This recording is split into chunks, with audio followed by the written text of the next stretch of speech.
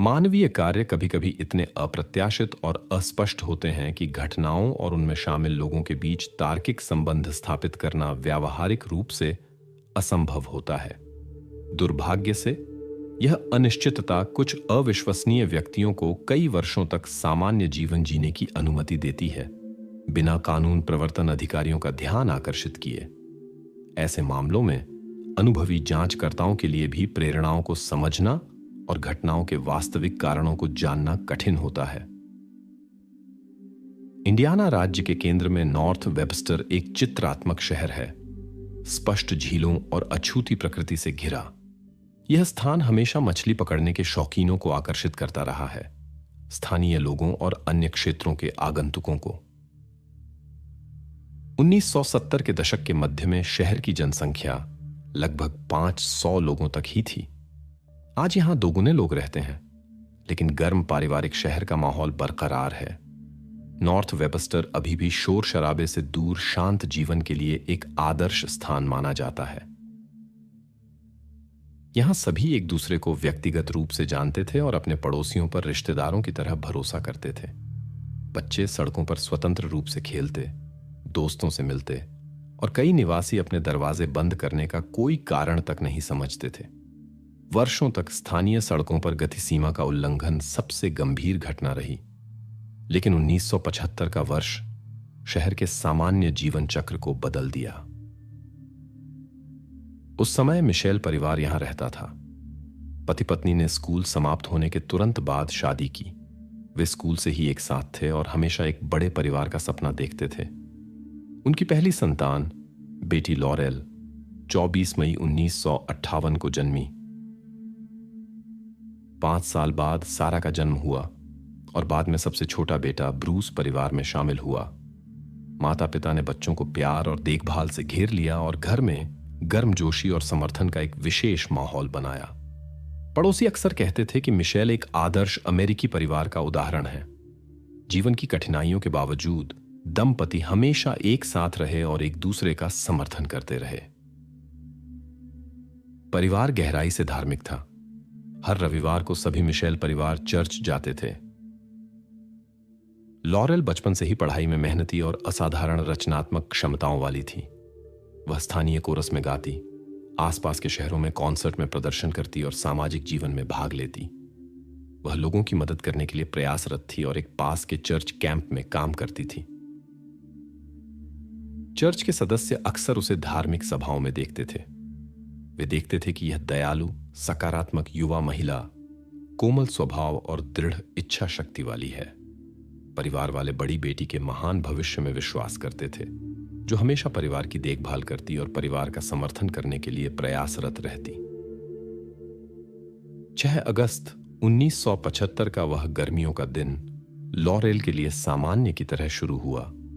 वह अपने छोटे भाई बहनों के साथ समय बिता रही थी और माता पिता के काम से लौटने का इंतजार कर रही थी। दोपहर के भोजन के बाद लगभग 2 बजे लॉरेल अपनी चर्च कैंप में शिफ्ट पर जाने के लिए निकली।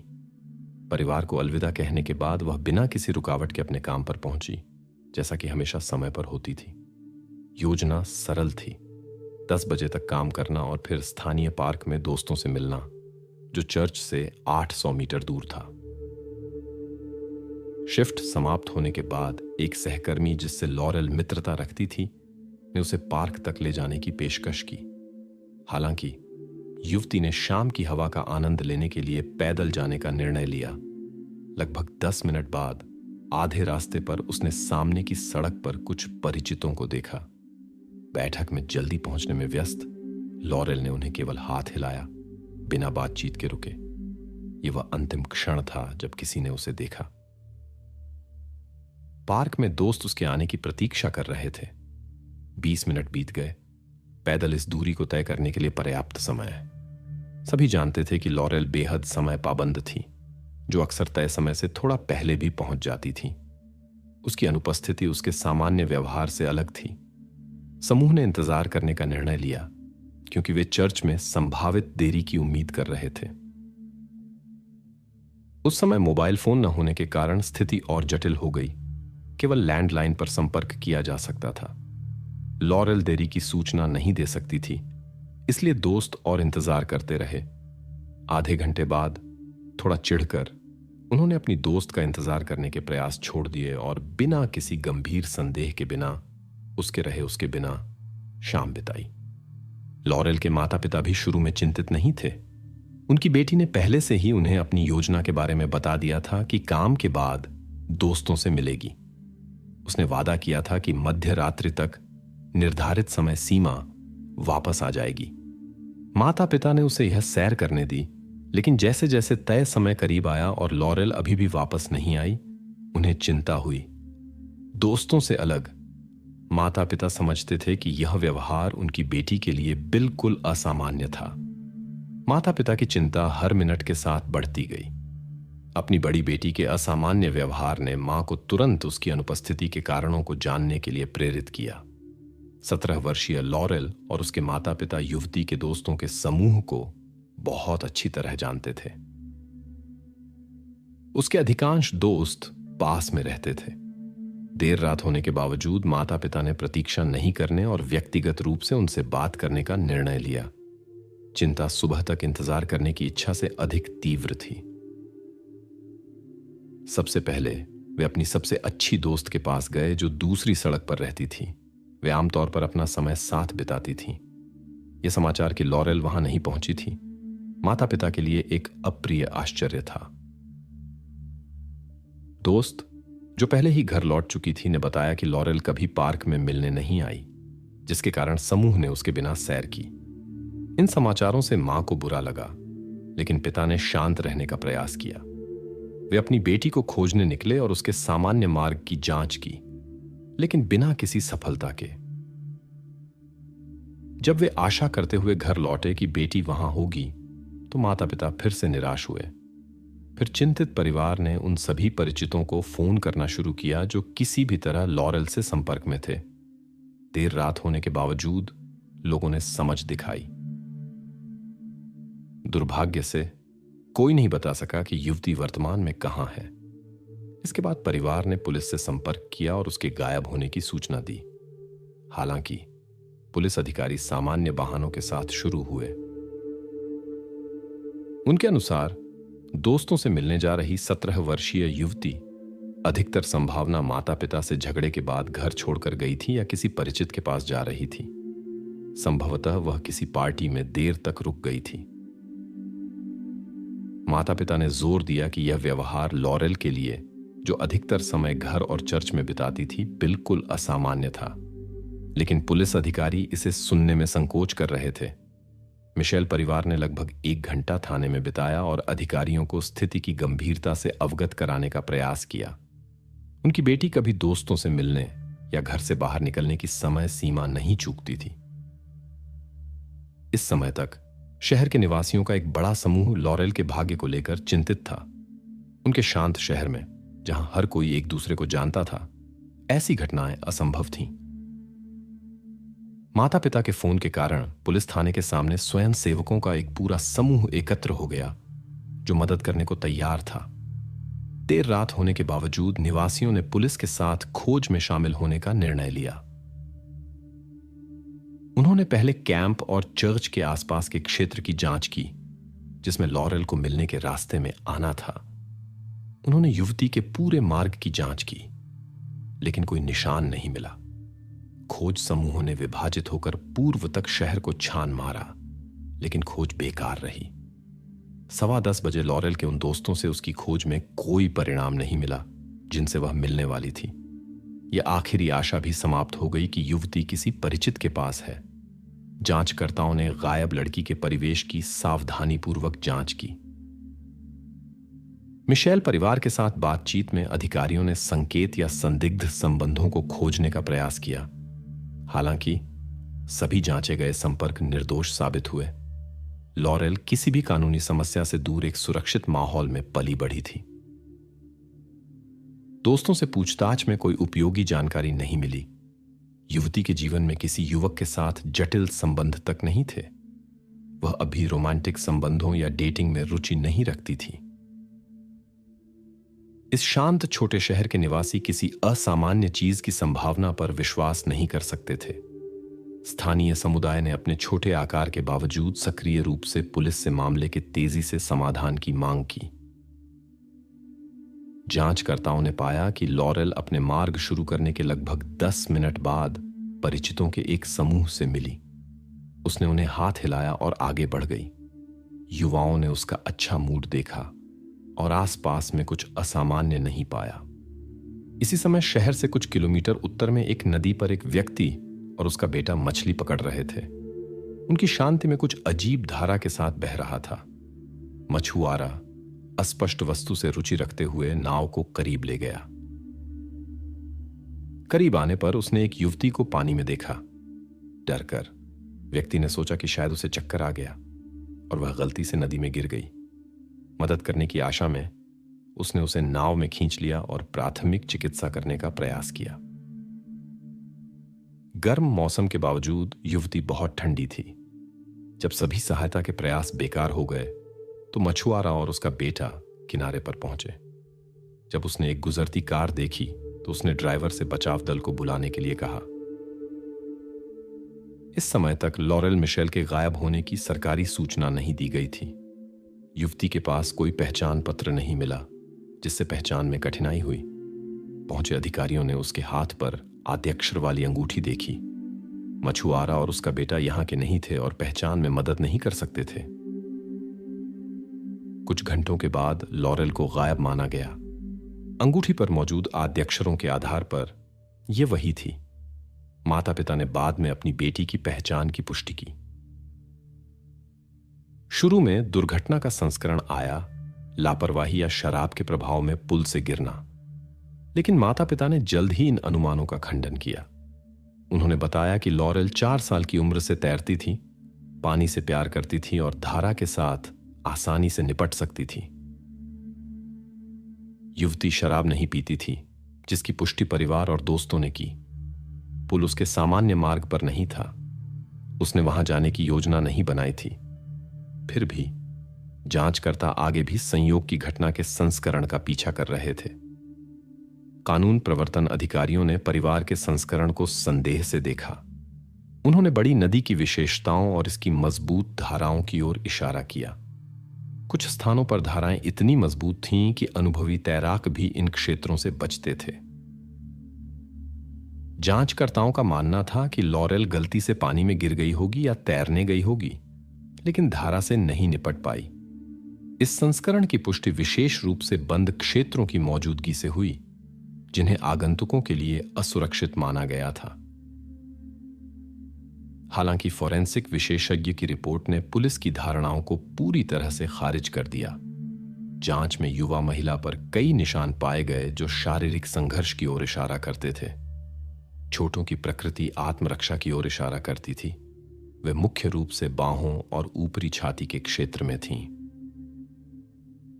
चिकित्सा रिपोर्ट ने निर्धारित किया कि मुख्य कारण सिर की चोट थी और नदी का इस्तेमाल संभवतः सबूतों को छिपाने के लिए किया गया था। दुर्भाग्य से पानी में लंबे समय तक रहने से अतिरिक्त सबूत जुटाना मुश्किल हो गया। यहां तक कि संभावित हमले के संस्करण की जांच भी संभव नहीं थी। अधिकांश सबूत खो गए थे और बचे हुए टुकड़ों का पूरी तरह से विश्लेषण नहीं किया जा सकता था। उन वर्षों में डीएनए जांच तकनीक अभी विकसित हो रही थी, जिससे जांच काफी कठिन हो गई। जैविक निशानों वाली वस्तुओं की मौजूदगी के बावजूद गुणवत्तापूर्ण जांच के लिए उनका आकार बहुत छोटा था। सभी मिले सबूत, कपड़े, जूते, संदिग्ध निशानों वाली युवा महिला की व्यक्तिगत वस्तुएं संग्रहित कर लिए गए। विदाई समारोह में इतने लोग जमा हुए कि चर्च सभी शोक करने वालों को समायोजित नहीं कर सका। कई लोग बाहर खड़े थे और मिशेल परिवार के प्रति अपना समर्थन व्यक्त कर रहे थे और मामले के जल्द समाधान की आशा कर रहे थे। पहला महत्वपूर्ण मोड़ कुछ महीने बाद आया। एक अज्ञात युवा महिला ने फोन बूथ से पुलिस को कॉल किया और घटना के बारे में जानकारी होने का दावा किया, लेकिन जब डिस्पैचर ने विवरण पूछना शुरू किया तो कनेक्शन टूट गया। कॉलर की पहचान नहीं की जा सकी। पुलिस ने रहस्यमय गवाह को खोजने के लिए जनता से अपील की। उन्होंने पूर्ण गुमनामी और व्यापक सुरक्षा का वादा किया। कानून प्रवर्तन अधिकारियों ने युवा महिला को फिर से संपर्क करने और अपनी जानकारी साझा करने के लिए मनाने की हर संभव कोशिश की। बाद में $50,000 का इनाम भी रखा गया। उस समय के लिए एक बड़ी राशि, लेकिन रहस्यमय गवाह ने कभी संपर्क नहीं किया। हालांकि घोषित इनाम ने अप्रत्याशित कठिनाइयां पैदा की। पुलिस को कई झूठी रिपोर्टें मिलीं, जिनकी जांच में समय और संसाधन लगे। लॉरेल के गायब होने के 6 महीने बाद कैथरीन नाम की एक महिला थाने आई। वह उस सड़क पर रहती थी जहां से युवा महिला आमतौर पर पार्क के रास्ते काम से घर जाती थी। कैथरीन ने बताया कि उसने लॉरेल को रात 10:15 पर देखा था। यह समय उसके घर जाने के नियमित मार्ग से मेल खाता था। उस शाम गृहिणी अपने दैनिक कामों में व्यस्त थी जब सड़क से एक तेज आवाज ने उसका ध्यान आकर्षित किया। आवाज से लगता था कि एक कार ने उसकी खिड़कियों के सामने अचानक ब्रेक लगाए थे। युवा आवाजें सुनाई दी और जब कैथरीन खिड़की पर गई तो उसने कार की डिक्की बंद होते देखा। लॉरेल, जो अभी अभी वहां से गुजरी थी, अचानक दृष्टि से ओझल हो गई। सड़क पर कई युवाओं के साथ एक लाल कार खड़ी थी, जो तुरंत वहां से भाग गई। गवाह न तो कार का नंबर और न ही यात्रियों के चेहरे पहचान सकी, लेकिन उसे कार याद थी। लाल उस समय के लिए काफी आकर्षक।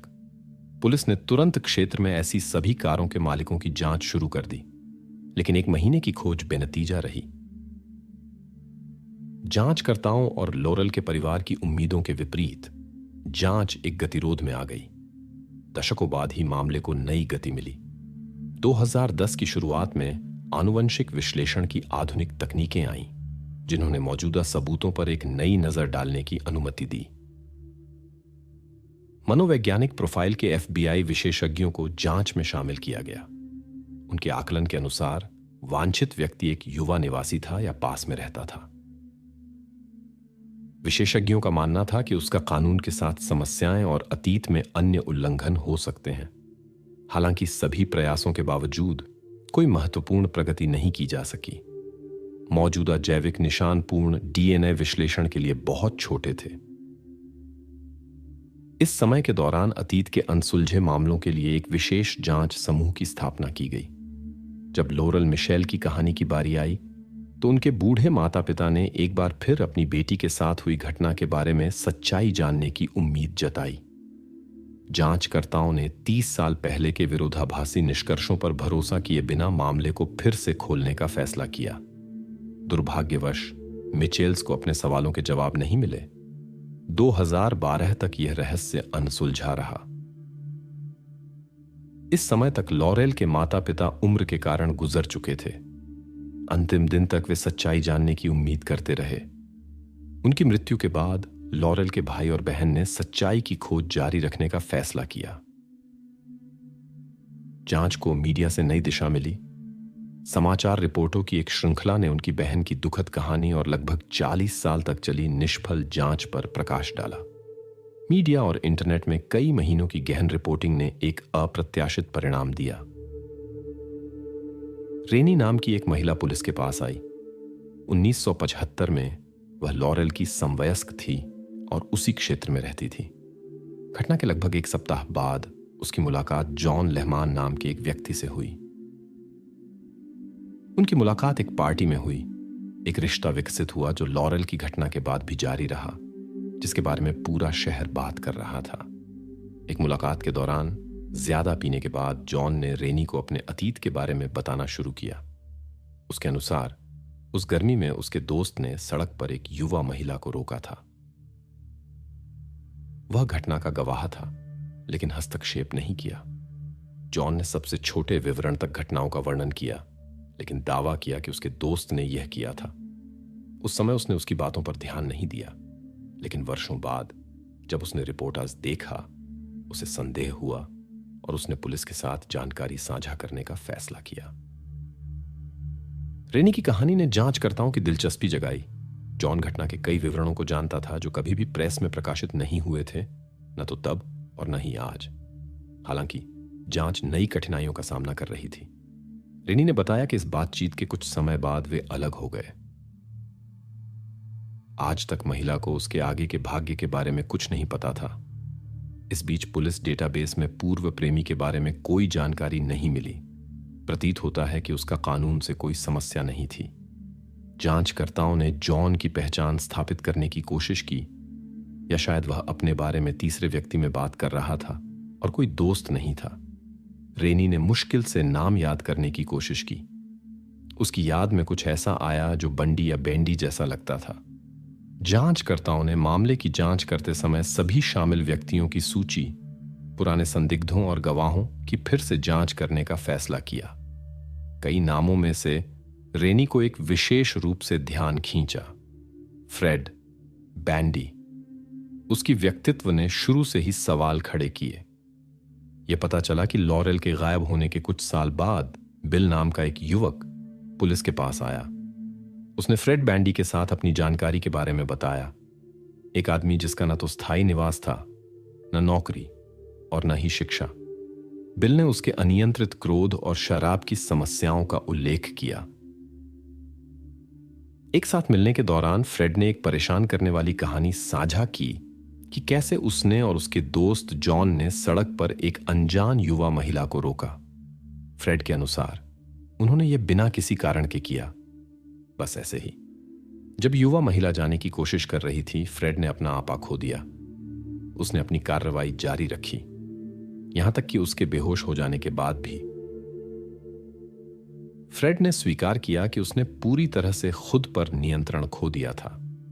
वे युवा महिला को अपने साथी के साथ शहर से बाहर ले गए और नदी में घटना के सभी सबूतों को मिटा दिया। इस समय बिल के बयान ने कोई गंभीर प्रतिक्रिया नहीं जगाई। वह युवा महिला का नाम नहीं जानता था और उसके शब्दों की पुष्टि नहीं की जा सकती थी। बाद में बयानों को लॉरेल के मामले में जोड़ दिया गया, लेकिन पुष्टिकारी सबूतों की कमी के कारण जांच आगे नहीं बढ़ सकी। दस्तावेजों की जांच के बाद जांचकर्ताओं ने एक संबंध खोजा। उल्लिखित जॉन लेहमान, फ्रेड का साथी, वही व्यक्ति था जिसने रेनी को स्वीकार किया था। अब मुख्य संदिग्धों के आनुवंशिक नमूने तुलना के लिए एकत्र किए जाने थे। 2019 तक तकनीक ने काफी प्रगति कर ली थी। हालांकि न तो जॉन और न ही फ्रेड के बारे में अब तक कोई जानकारी थी। जांचकर्ताओं को आधुनिक उपकरणों तक पहुंच मिली जो जैविक सामग्री के सूक्ष्म निशान भी विश्लेषण कर सकते थे। 2019 में लॉरेल के कपड़ों, जूतों, व्यक्तिगत वस्तुओं और गहनों सहित सभी सबूतों की फिर से जांच शुरू हुई। नवीनतम तकनीक के बावजूद प्रक्रिया में लगभग 1 साल लगा। फरवरी 2020 में जांच में एक महत्वपूर्ण सफलता मिली। लॉरेल के कपड़ों की दोबारा जांच में जांचकर्ताओं ने सूक्ष्म निशान पाए जो दशकों तक अनदेखे रहे थे। जांचकर्ताओं के पास तुलनात्मक सामग्री थी। फ्रेड के नमूने उसके पिछले अपराधों के कारण डेटाबेस में संग्रहित थे। पहला मिलान केवल 80% मेल दिखाता था, अंतिम निष्कर्षों के लिए पर्याप्त नहीं। हालांकि नई विधियों के साथ कई दोहराए गए विश्लेषणों के बाद विशेषज्ञों को फ्रेड के नमूनों के साथ लगभग पूर्ण मिलान मिला। 2023 में पुलिस ने फ्रेड बैंडी और उसके दोस्त जॉन लेहमान को गिरफ्तार करने का फैसला किया। कानून प्रवर्तन एजेंसियों के अनुसार फ्रेड के पास युवा महिलाओं के प्रति दुर्व्यवहार के 3 मामले थे। इन सभी घटनाओं के लिए उसे केवल छोटी जेल की सजा मिली। पूछताछ के दौरान फ्रेड ने लॉरेल के गायब होने में अपनी भागीदारी स्वीकार की और उल्लेख किया कि उसने जॉन के साथ काम किया, जिसके पास 1975 में एक लाल कार थी। उसने मुख्य जिम्मेदारी अपने दोस्त पर डालने की कोशिश की, लेकिन यह नहीं समझा सका कि युवा महिला की चीजों पर केवल उसके निशान क्यों पाए गए। घटना के लगभग 48 साल बाद दोनों पुरुषों को हिरासत में ले लिया गया। लॉरेल के रिश्तेदारों ने अपनी कड़वाहट व्यक्त की कि ये लोग दशकों तक सामान्य जीवन जीते रहे, जबकि पुलिस उन्हें खोजने की असफल कोशिश करती रही। गिरफ्तार किए गए लोग एक दूसरे पर आरोप लगाने लगे। फ्रेड ने जॉन को मुख्य दोषी के रूप में इंगित किया, जबकि जॉन ने दावा किया कि फ्रेड ने लॉरेल पर गैरकानूनी कार्रवाई की थी। जॉन ने अपनी सीधी भागीदारी से इनकार किया और अपने दोस्त के डर से वर्षों तक चुप रहने की व्याख्या की। बचाव पक्ष के वकीलों ने सक्रिय रूप से घटनाओं की समय सीमा का हवाला दिया और अभियोजन पक्ष के सबूतों को चुनौती देने की कोशिश की। वकीलों ने अपने ग्राहकों के दोष को कम करने के लिए मानक बचाव विधियों का उपयोग किया। हालांकि उनकी पूर्व प्रतिष्ठा ने इस कार्य को काफी कठिन बना दिया। सभी तर्कों की जांच के बाद जूरी विचार विमर्श के लिए चली गई। 1 घंटे बाद उन्होंने अपना फैसला सुनाया। 69 वर्षीय फ्रेड बैंडी को सबसे गंभीर आरोप में दोषी पाया गया। अंतिम सुनवाई में फ्रेड को बिना पैरोल की संभावना के आजीवन कारावास की सजा सुनाई गई।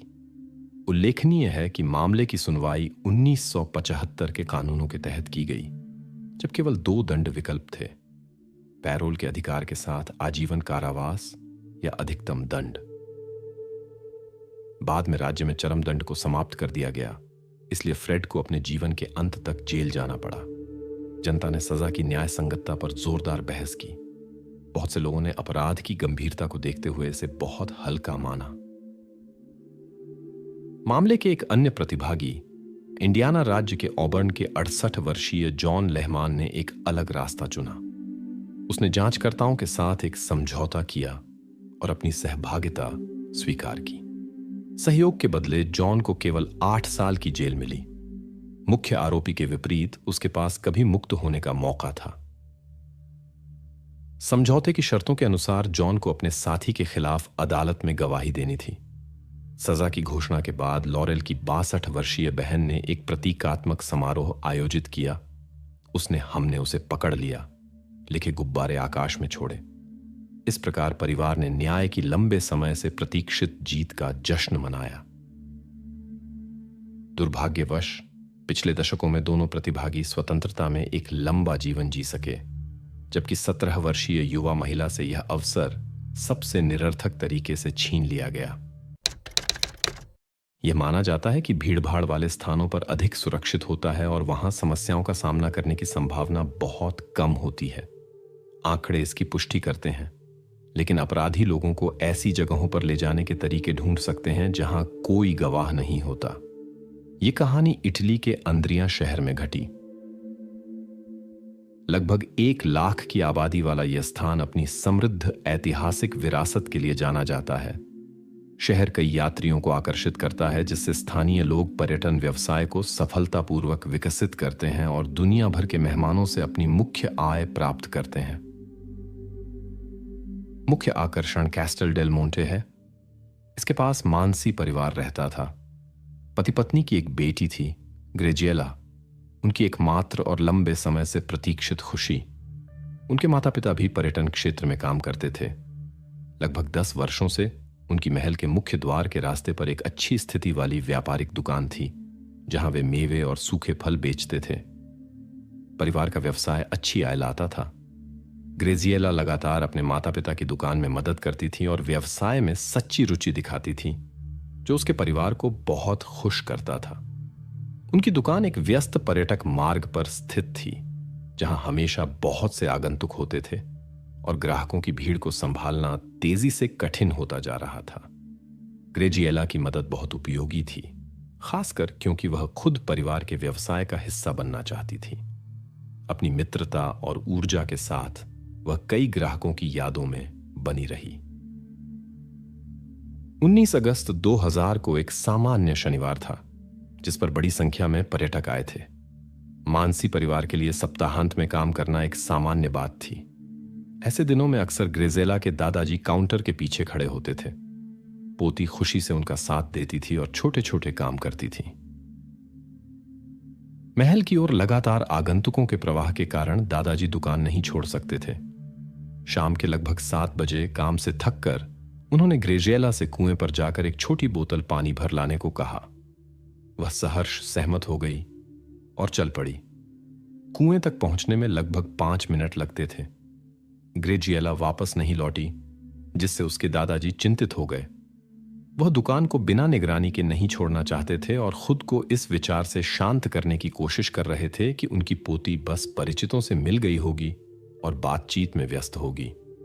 हालांकि जब 20 मिनट से अधिक समय बीत गया और ग्रेजिएला अभी भी नहीं दिखी, श्री मानसी को महसूस हुआ कुछ गड़बड़ था। उन्होंने स्थिति की जांच करने का फैसला किया और कुएं की ओर गए।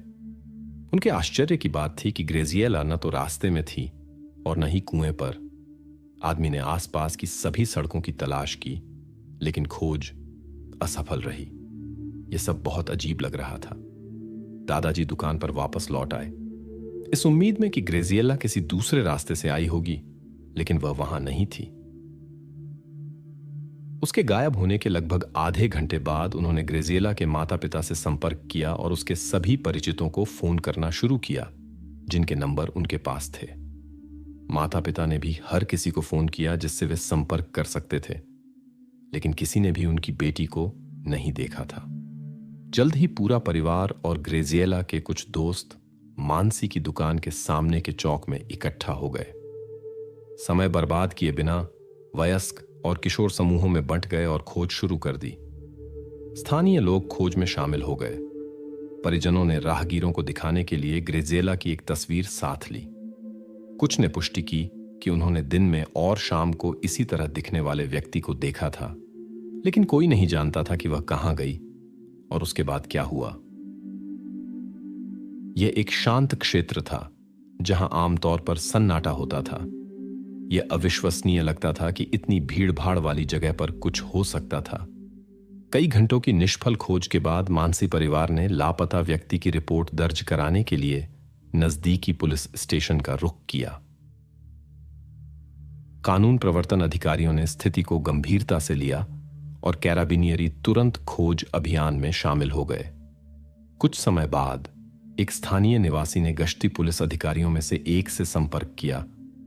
उसने बताया कि उसने कैस्टेल डेल मोंटे महल के पास के वनीय क्षेत्र से परेशान करने वाली आवाजें सुनी थीं। दो अधिकारी बताई गई दिशा में गए और उन्होंने एक रोपण के केंद्र से उठते धुएं को देखा। हालांकि उन्होंने इसे गायब होने से नहीं जोड़ा, उन्होंने धुएं के स्रोत की जांच करने और आवश्यकता पड़ने पर दमकल विभाग को बुलाने का फैसला किया। जब कानून प्रवर्तन अधिकारी आग के स्थान के लगभग 10 मीटर के करीब पहुंचे तो उन्होंने देखा कि यह कोई सामान्य आग नहीं थी। कैराबिनियरी ने सूखी पत्तियों की एक परत के नीचे कुछ ऐसा देखा जिसने उनमें गंभीर चिंता पैदा कर दी।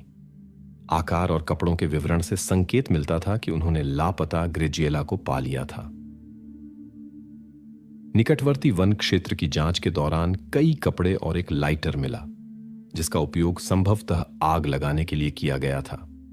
घटना में शामिल लोगों की खोज में मदद कर सकने वाले अन्य सबूत नहीं मिले। अधिकारियों ने महल के पास लगे कई निगरानी कैमरों की रिकॉर्डिंग का मूल्यांकन करने की योजना बनाई। चिकित्सा परीक्षण ने पुष्टि की कि मिला व्यक्ति ग्रेजिएला मानसी ही था। हालांकि सबूतों की स्थिति के कारण विशेषज्ञ जांचकर्ताओं और परिजनों के प्रश्नों के पूर्ण उत्तर नहीं दे सके। रिपोर्ट में यह नोट किया गया कि जो हुआ वह कोई दुर्घटना नहीं थी।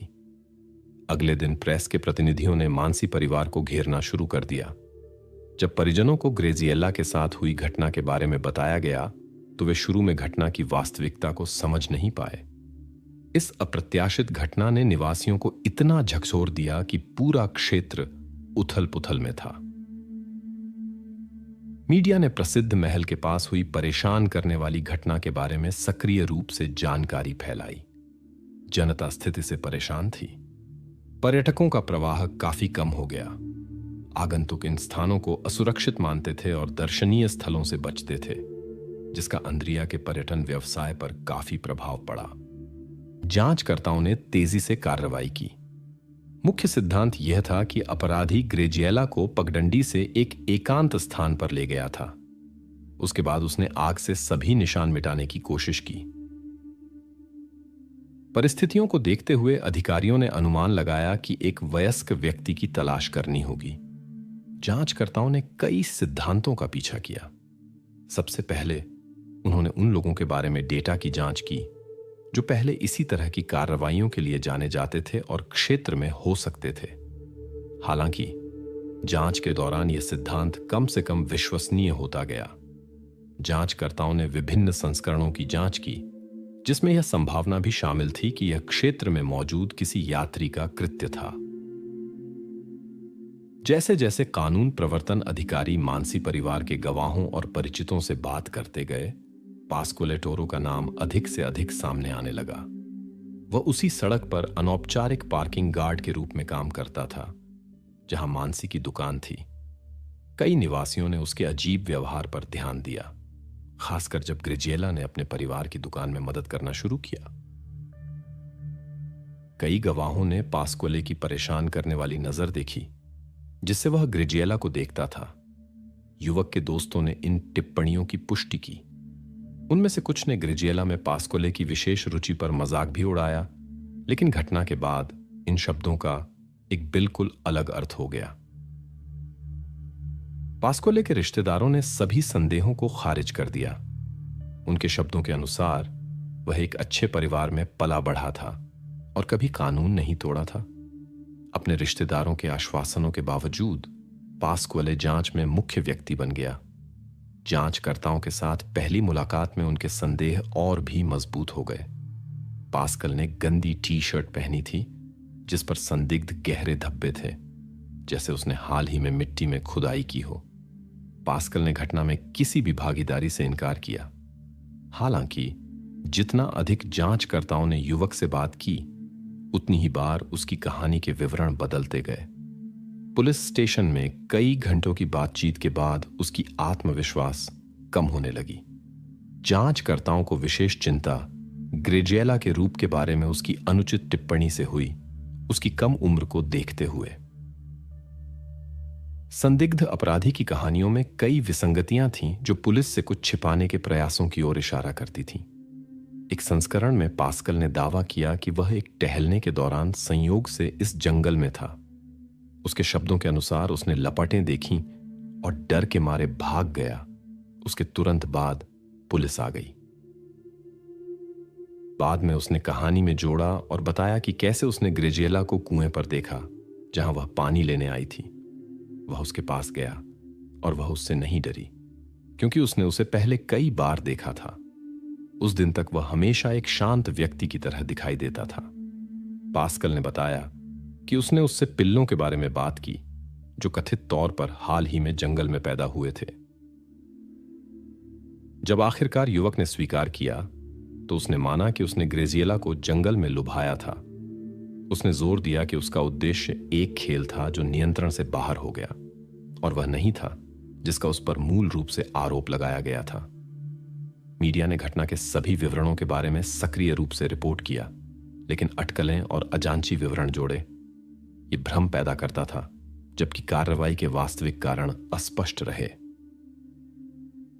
कई विरोधाभासी बयानों के बाद पास्कोली की कहानी ने एक नया मोड़ लिया। कानून के प्रतिनिधि सच्चा संस्करण सुनना चाहते थे। उसकी कहानी में कई विसंगतियां और स्पष्ट झूठ थे जो मिले सबूतों से मेल नहीं खाते थे। यह स्थापित किया गया कि आग 20 बजे के करीब शुरू हुई, हालांकि मिग्रासेला लगभग 3 घंटे पहले गायब हो गई थी। आगजनी का कारण आवाजें थीं। पास्कोली ने जंगल के पास लोगों को सुना। उसने माना कि लापता व्यक्ति की खोज शुरू हो गई थी। चिकित्सक के निष्कर्षों ने विशेष चिंता पैदा की कि आग लगने के समय मिग्रासेला अभी भी जीवन के संकेत दिखा रही थी। कैराबिनियरी ने संदिग्ध पर दबाव बनाना जारी रखा। यह आश्चर्यजनक था कि इतनी गंभीर घटना में उसके चेहरे पर केवल छोटी खरोंचें थीं। अनुमान लगाया गया कि उसने अकेले काम नहीं किया था।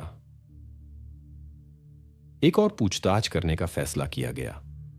अंत में पास्कोली जांचकर्ताओं के साथ सहयोग करने के लिए सहमत हो गया और पूरी सच्चाई बताने का वादा किया, जिसे उसने पहले डर के कारण छिपा लिया था।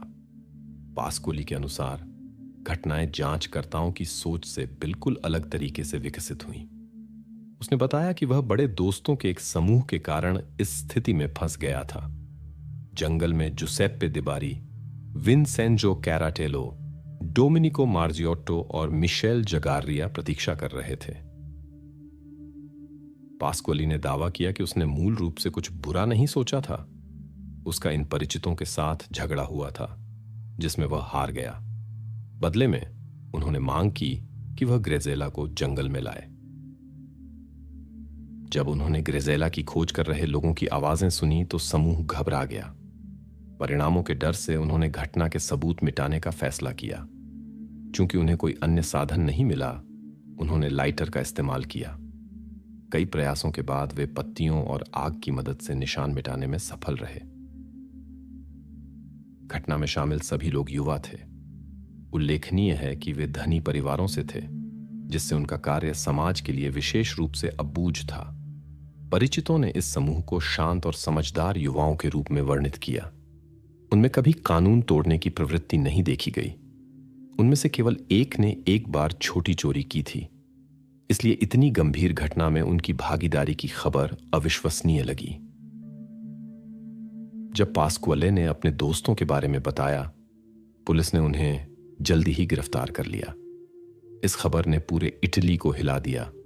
सभी मीडिया ने इसकी रिपोर्ट की। अपनी गिरफ्तारी के बाद से संदिग्धों ने घटना से किसी भी संबंध से इनकार किया और आश्चर्य व्यक्त किया कि उन्होंने अधिकारियों का ध्यान क्यों आकर्षित किया। हालांकि जांचकर्ताओं ने दृढ़ता से अपना काम जारी रखा और जंगल में उस शाम की सभी जानकारी स्पष्ट करने की कोशिश की। पास्क्वाले के विपरीत इन युवा पुरुषों के पास बिना किसी निशान और नुकसान के साफ कपड़े थे। उनके घरों की तलाशी से कुछ संदिग्ध नहीं मिला। उन्होंने लगातार दावा किया कि पास्क्वाले टार्टोरा को वास्तव में ग्रेजेला के प्रति अजीब भावनाएं थीं, लेकिन उनका खुद का घटना से कोई लेना देना नहीं था। लंबी पूछताछ के बावजूद किसी भी संदिग्ध ने अपराध स्वीकार नहीं किया। आखिरकार उन्हें अस्थायी रूप से रिहा कर दिया गया। युवा लोग घर चले गए, लेकिन अधिकारियों की निगरानी में रहे। उल्लेखनीय है कि ये चारों ग्रेजेला की विदाई समारोह में शामिल हुए, जो पास्क्वाले के इकबाल से पहले हुआ था। गवाहों ने उनके ईमानदार आंसू देखे, जैसे वे सचमुच नुकसान महसूस कर रहे हों। पूछताछ के दौरान युवा पुरुषों ने अपनी भावनाओं की व्याख्या यह कहकर की कि वे ग्रेजिएला को जानते थे। हालांकि वे शायद ही कभी बात करते थे, वे उसे अक्सर मानसी के परिवार की दुकान में देखते थे। समारोह में लगभग पूरा शहर और बाहर के लोग भी इकट्ठा हुए, इसलिए रोते हुए 4 युवा पुरुष भीड़ में अनदेखे रह गए। जब उन्हें फिर से पूछताछ के लिए बुलाया गया, जांचकर्ताओं ने प्रत्येक से अलग अलग बात की।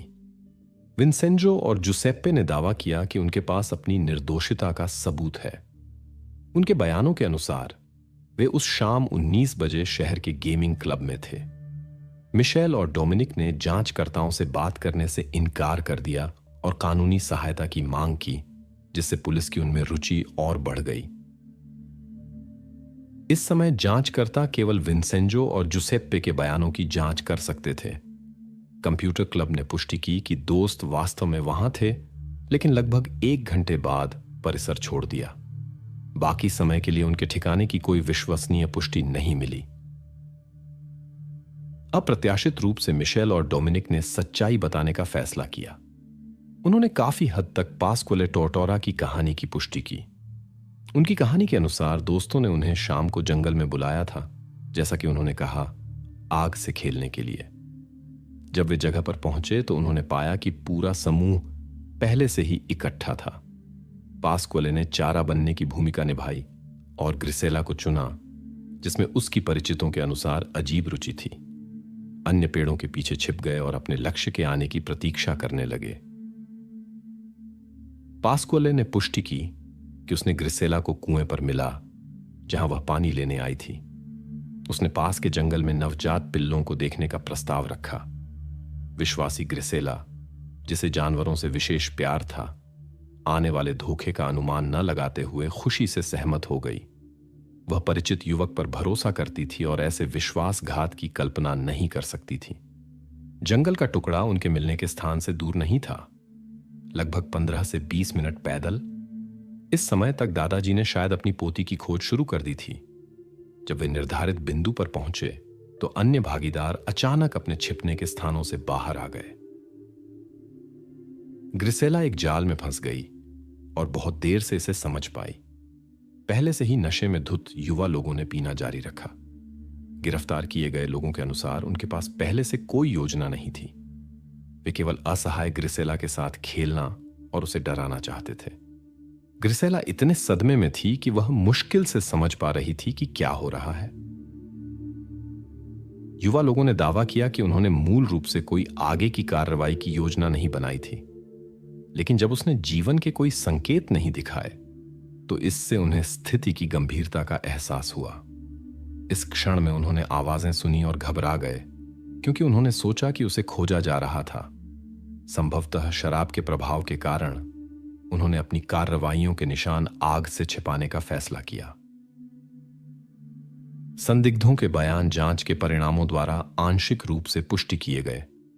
विशेषज्ञ कुछ विशेष कार्यों के लिए स्पष्ट सबूत नहीं पा सके। ग्रिसेला अभी भी अपने कपड़ों का एक हिस्सा पहने हुए थी।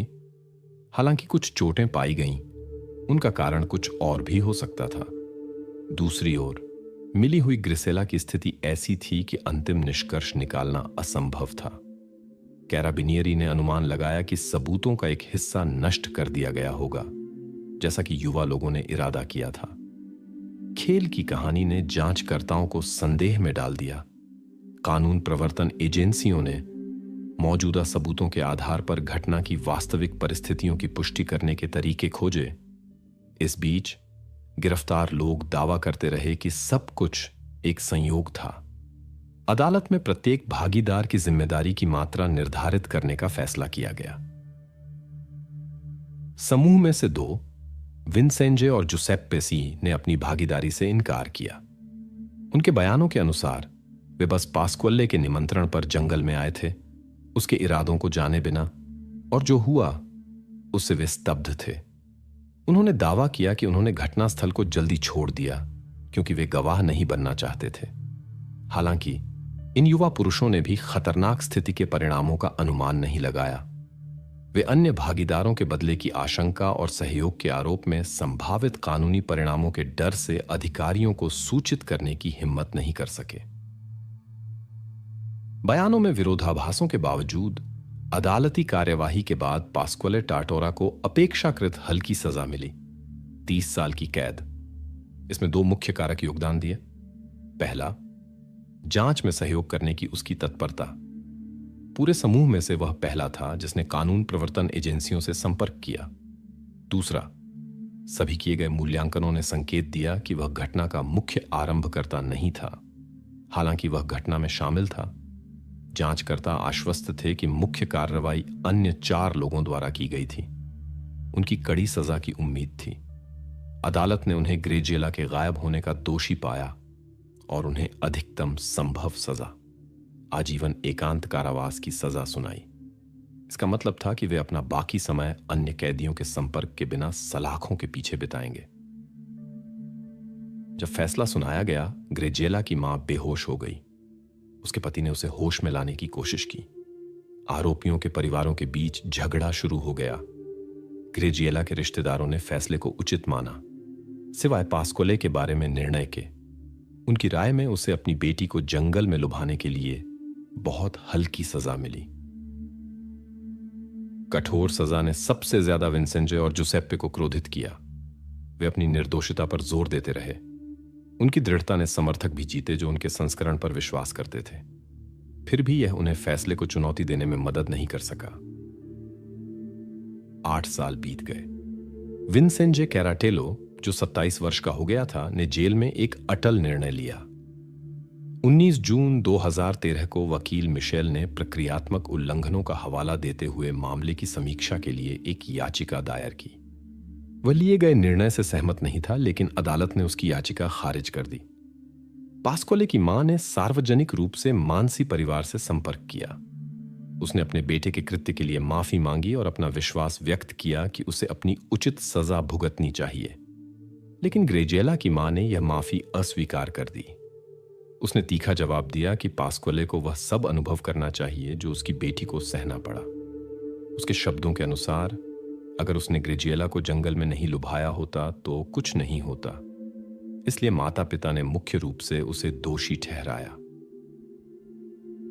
ग्रेजिएला मानसी का नाम आज भी इटली में अविस्मरणीय है। कैस्टल डेल मोंटे महल में उसकी तस्वीर और कहानी के साथ एक स्मारक पट्टिका है। स्थानीय लोग और पर्यटक वहां अक्सर फूल और खिलौने रखते हैं। यह स्थान विशेष रूप से ग्रेजिएला के रिश्तेदारों द्वारा देखा जाता है। 24 साल बाद पास्क्वले टार्टोरो को जेल से रिहा कर दिया गया। अच्छे आचरण के कारण उसकी सजा 6 साल कम कर दी गई।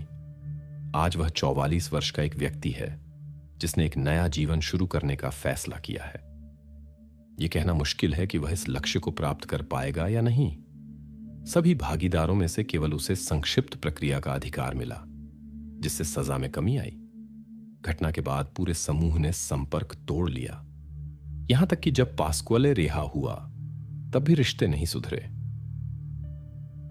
पास्क्वाले कहता है कि वह हर दिन घटना और उस दर्द के बारे में सोचता है जो उसने ग्रेजिएला और उसके रिश्तेदारों को पहुंचाया।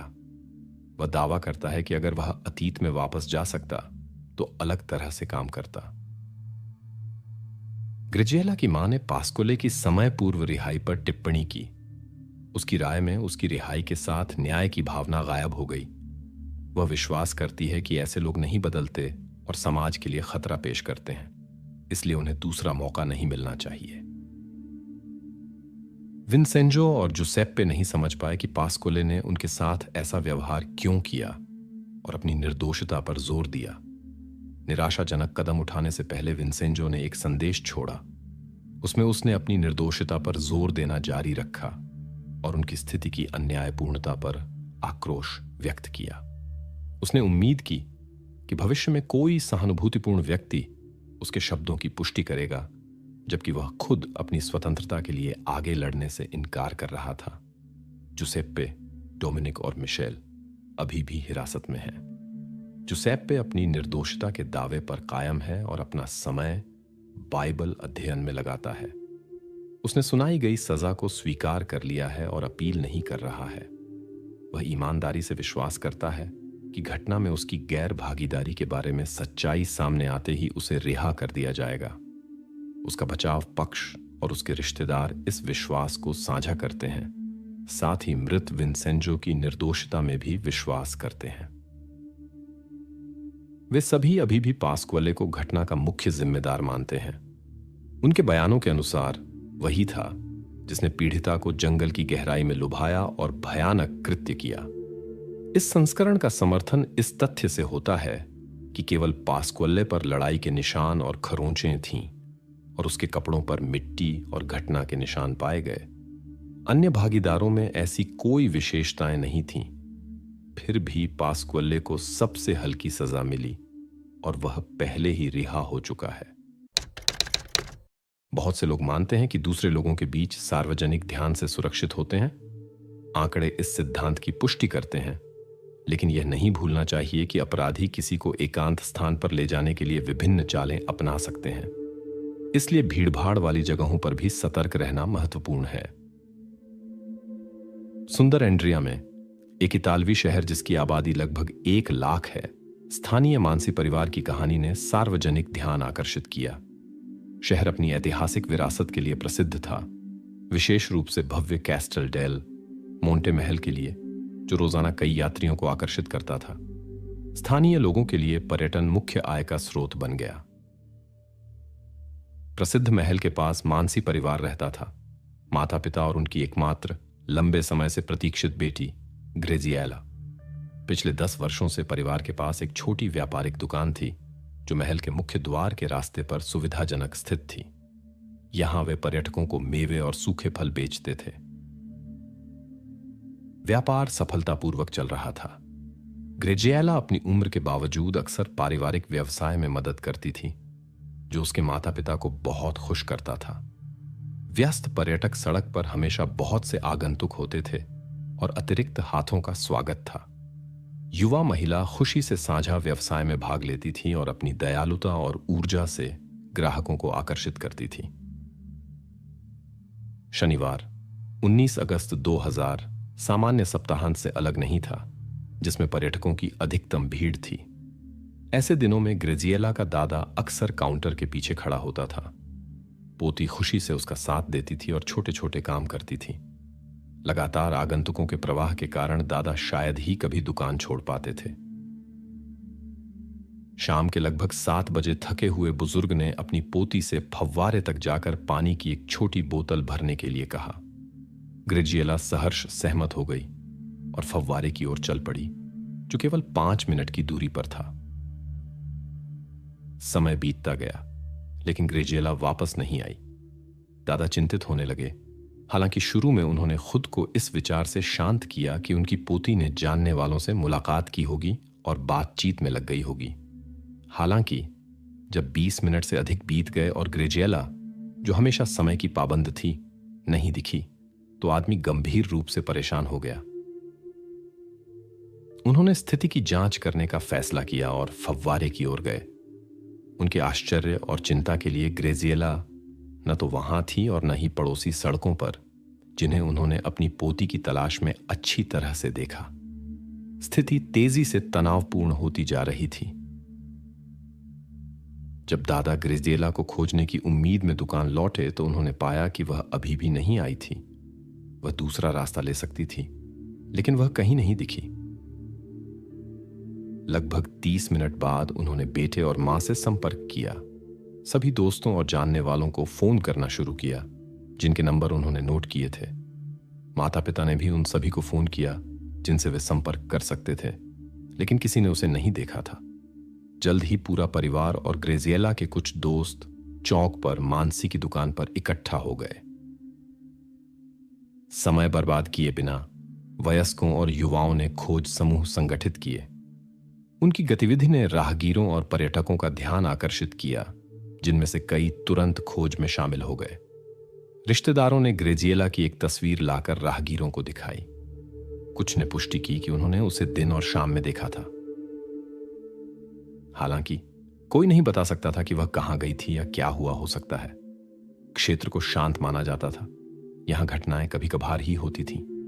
यह अकल्पनीय लगता था कि इतनी व्यस्त जगह पर कुछ हो सकता है। कई घंटों की असफल खोज के बाद मानसी परिवार ने स्थानीय पुलिस से संपर्क किया। अधिकारी तुरंत खोज में शामिल हो गए। कुछ समय बाद एक स्थानीय निवासी ने एक गश्ती पुलिस को परेशान करने वाली जानकारी दी। उसने कैस्टल डेल मोंटे के पास के जंगली क्षेत्र से एक चीख सुनी थी। 2 कैराबिनियरी बताए गए दिशा में गए और देखा कि रोपण के केंद्र से धुआं उठ रहा था। शुरू में उन्होंने इसे गायब होने से नहीं जोड़ा, लेकिन आग के स्रोत की जांच करने और दमकल की आवश्यकता का आकलन करने का फैसला किया। जब वे स्थल के लगभग 10 मीटर के करीब पहुंचे तो पुलिस को एक असामान्य गंध महसूस हुई। आग का स्रोत अजीब दिखता था। सूखी पत्तियों की एक परत के नीचे उन्होंने कुछ चिंताजनक देखा। आकार और कपड़ों के आधार पर, जो ग्रेजिएला के पहनावे के विवरण से मेल खाते थे, पुलिस को दुख के साथ मानना पड़ा कि उनकी सबसे बुरी आशंकाएं सही साबित हुई थीं। जब उन्होंने अपराध स्थल की खोज की, तब तक कुछ भी बदलने के लिए बहुत देर हो चुकी थी। वन क्षेत्र की जांच के दौरान जांचकर्ताओं ने कपड़ों के कई टुकड़े और आग लगाने का एक उपकरण पाया, जो आग का संभावित स्रोत था। अपराधियों के बारे में कोई अन्य सुराग नहीं मिला। क्षेत्र की ओर अधिक गहन जांच की आवश्यकता थी। अधिकारियों को महल के पास लगे निगरानी कैमरों की रिकॉर्डिंग प्राप्त करने की भी उम्मीद थी। चिकित्सा परीक्षण ने मिली हुई व्यक्ति की पहचान की पुष्टि की। ये ग्रेजिएला मानसी थी। विशेषज्ञ जांच और परिवार के सभी प्रश्नों का विस्तृत उत्तर नहीं दे सके। स्थिति ने जांच को कठिन बना दिया। हालांकि रिपोर्ट ने घटना के जानबूझकर किए गए चरित्र की पुष्टि की। इस घटना की जानकारी समाचार चैनलों पर तेजी से फैल गई। अगले दिन मीडिया प्रतिनिधियों ने शाब्दिक रूप से मानसी परिवार के घर को घेर लिया। जब रिश्तेदारों को घटना के बारे में सूचित किया गया तो उन्होंने शुरू में यह मानने से इनकार कर दिया कि यह ग्रेजिएला थी। इस अस्पष्ट मामले ने निवासियों को इतना हिला दिया कि पूरा जिला सदमे की स्थिति में था। मीडिया ने प्रसिद्ध महल के पास हुई घटना की गहन रिपोर्टिंग की। समाज घटना से परेशान था। पर्यटकों का प्रवाह काफी कम हो गया। आगंतुक क्षेत्र को असुरक्षित मानते थे और दर्शनीय स्थल से बचते थे, जिसका एंड्रिया के पर्यटन क्षेत्र पर नकारात्मक प्रभाव पड़ा। जांचकर्ताओं ने तेजी से कार्रवाई की। पुलिस पहले घंटों से ही काम में सक्रिय रूप से शामिल हो गई। मुख्य संस्करण के अनुसार एक अपराधी ग्रेजिएला को ट्रैकिंग पथ से एक सुनसान स्थान पर ले गया और फिर सबूत मिटाने के लिए आग लगा दी। ग्रेजिएला के आसपास स्पष्ट रूप से कोई गंभीर विरोधी नहीं हो सकता था, इसलिए एक वयस्क व्यक्ति की तलाश की जा रही थी। जांच ने कई संस्करणों का पीछा किया। सबसे पहले क्षेत्र में रह सकने वाले आपराधिक इतिहास वाले लोगों की सूची की जांच की गई। हालांकि ये जांच लाइन धीरे धीरे महत्व खो रही थी। यहां तक कि पर्यटक डेटा की भी जांच की गई। यह अनुमान लगाया गया कि अपराधी एक यात्री हो सकता है जो यादृच्छिक राहगीरों का चयन करता था। समय के साथ यह संस्करण भी अधिक असंभव लगने लगा। मानसी परिवार के गवाहों, दोस्तों और जानने वालों से पूछताछ के दौरान पास्क्वाले तारतोरो का नाम अधिक से अधिक उल्लेखित किया जाने लगा। यह 20 वर्षीय युवक पूरे क्षेत्र में जाना जाता था। वह अनौपचारिक रूप से उस सड़क पर पार्किंग गार्ड के रूप में काम करता था जहां मानसी परिवार की दुकान स्थित थी। कई लोगों ने पास्क्वाले के अजीब व्यवहार पर ध्यान दिया। जब से ग्रेजिएला अपने रिश्तेदारों की दुकान में मदद कर रही थी, वह लगातार उसे देखता रहता था। उसकी नजर आसपास के लोगों को परेशान करती थी। कई गवाहों ने इस तथ्य की ओर इशारा किया जिसने जांचकर्ताओं का विशेष ध्यान आकर्षित किया। अधिकारियों की पास्क्वाल के दोस्तों के साथ बातचीत ने परेशान करने वाली आशंकाओं की पुष्टि की। सवाल उठा, क्या पास्क्वाल एक जुनूनी पीछा करने वाला हो सकता था? रिश्तेदारों ने इस संभावना को पूरी तरह से खारिज कर दिया। उनके शब्दों के अनुसार वह एक सुरक्षित परिवार में पला बढ़ा और कभी कानून से टकराव में नहीं आया। कम से कम कैस्टल डेल मोंटे में उस दुर्भाग्यपूर्ण शाम तक अपने रिश्तेदारों के आश्वासनों के बावजूद पास्क्वाल मामले का मुख्य व्यक्ति बन गया। जांचकर्ताओं के साथ बैठक में संदेह और मजबूत हो गए। उसकी टी शर्ट पर संदिग्ध गहरे लाल धब्बे और मिट्टी के निशान थे, जैसे उसने लंबे समय तक जमीन में खुदाई की हो। उसके चेहरे पर प्रतिरोध के निशान दिखाई दे रहे थे। जांचकर्ताओं ने ध्यान दिया कि खरोंच सतही थीं, जैसे कोमल उंगलियों से की गई हों। पास्क्वाल ने किसी व्यक्ति के गायब होने में अपनी भागीदारी से इनकार किया, लेकिन जांचकर्ताओं के साथ बातचीत जितनी लंबी चलती गई, उतनी ही बार उसकी घटनाओं की कहानी बदलती गई। पुलिस स्टेशन में कई घंटों के बाद पास्क्वाल झुकने लगा। जांचकर्ताओं में विशेष चिंता उसकी ग्रेजिएला की सुंदरता के बारे में टिप्पणी से उठी। इस तरह वह छात्रा के बारे में बात करता था। संदिग्ध की कहानियों में कई असंगतियां थीं, जो स्पष्ट रूप से पुलिस से कुछ छिपाने की कोशिश कर रहा था। एक संस्करण में पास्क्वाल ने दावा किया कि वह संयोग से उस जंगल में था, एक टहलने के दौरान, जहां उसने एक निश्चल व्यक्ति को देखा। डर के मारे वह भाग गया और थोड़ी देर बाद पुलिस आ गई। बाद में उसकी कहानी में नए विवरण जोड़े गए। उसने बताया कि कैसे उसने ग्रेजिएला से फव्वारे पर मुलाकात की, जहां वह पानी लेने आई थी। वह उससे नहीं डरती थी। उसने उसे पहले कई बार देखा था। उस दिन तक वह हमेशा शांत और उचित दिखाई देता था। पास्क्वाल ने स्वीकार किया कि उसने उसे पिल्लों की एक कहानी के साथ जंगल में लुभाया, जो कथित तौर पर हाल ही में एक स्थानीय कुत्ते को हुए थे। जब उसे अंतिम रूप से पकड़ा गया तो उसने घटना को स्वीकार किया और दावा किया कि वह निशान मिटाना चाहता था। युवक ने जोर दिया कि कोई अन्य उद्देश्य नहीं था और घटना को नियंत्रण से बाहर हो गया खेल बताया। मीडिया ने घटना के हर विवरण को सक्रिय रूप से उजागर किया और अफवाहें और अपुष्ट विवरण जोड़े। इससे भ्रम पैदा हुआ। अपराधी के वास्तविक उद्देश्य अस्पष्ट रहे।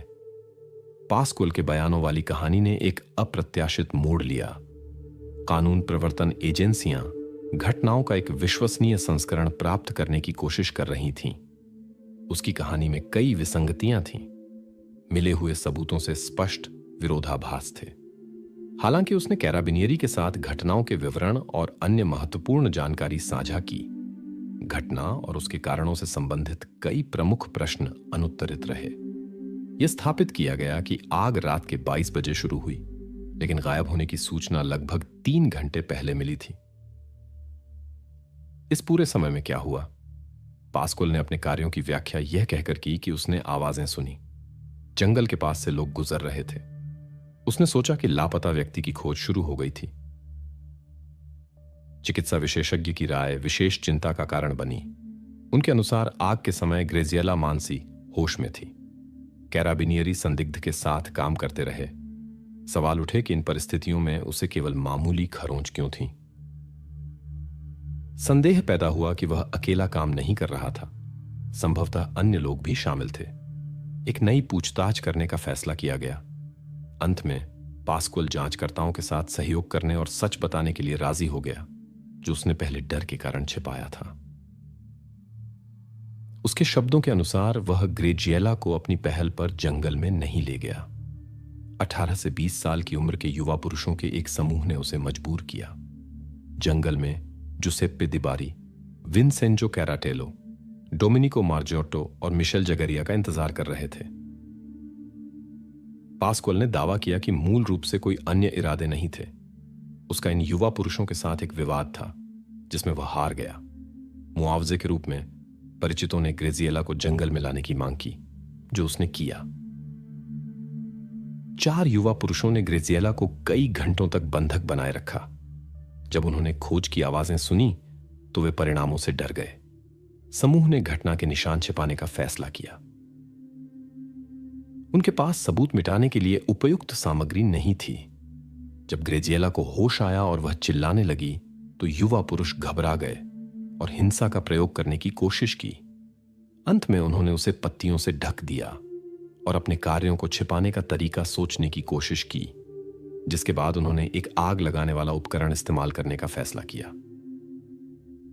सभी शामिल लोग 18 से 20 साल की उम्र के बीच के थे। जैसा कि पता चला, युवा पुरुष समृद्ध परिवारों से थे और समस्याग्रस्त पृष्ठभूमि से नहीं थे, जो उनके कार्य को और भी अधिक अबूझ बनाता था। जानने वालों ने उन्हें संतुलित और तर्कसंगत युवा लोगों के रूप में वर्णित किया, जिन्होंने कभी आक्रामकता या कानून तोड़ने की प्रवृत्ति नहीं दिखाई। उनमें से केवल एक का पहले कानून से छोटा मोटा झगड़ा हुआ था, एक मामूली चोरी। पास्कुअल के बयानों के बाद कानून प्रवर्तन एजेंसियों ने जल्दी ही पूरे समूह को गिरफ्तार कर लिया। खबर ने पूरे इटली को हिला दिया और व्यापक मीडिया ध्यान आकर्षित किया। अपनी गिरफ्तारी के बाद से संदिग्धों ने ग्रेजिएला के गायब होने में किसी भी भागीदारी से इनकार किया और कहा कि वे नहीं समझते कि अधिकारियों को उनमें क्यों दिलचस्पी है। हालांकि जांचकर्ता उस शाम जंगल में हुई घटनाओं का पूरा चित्र पुनर्निर्मित करने तक अपना काम जारी रखने के लिए दृढ़ थे।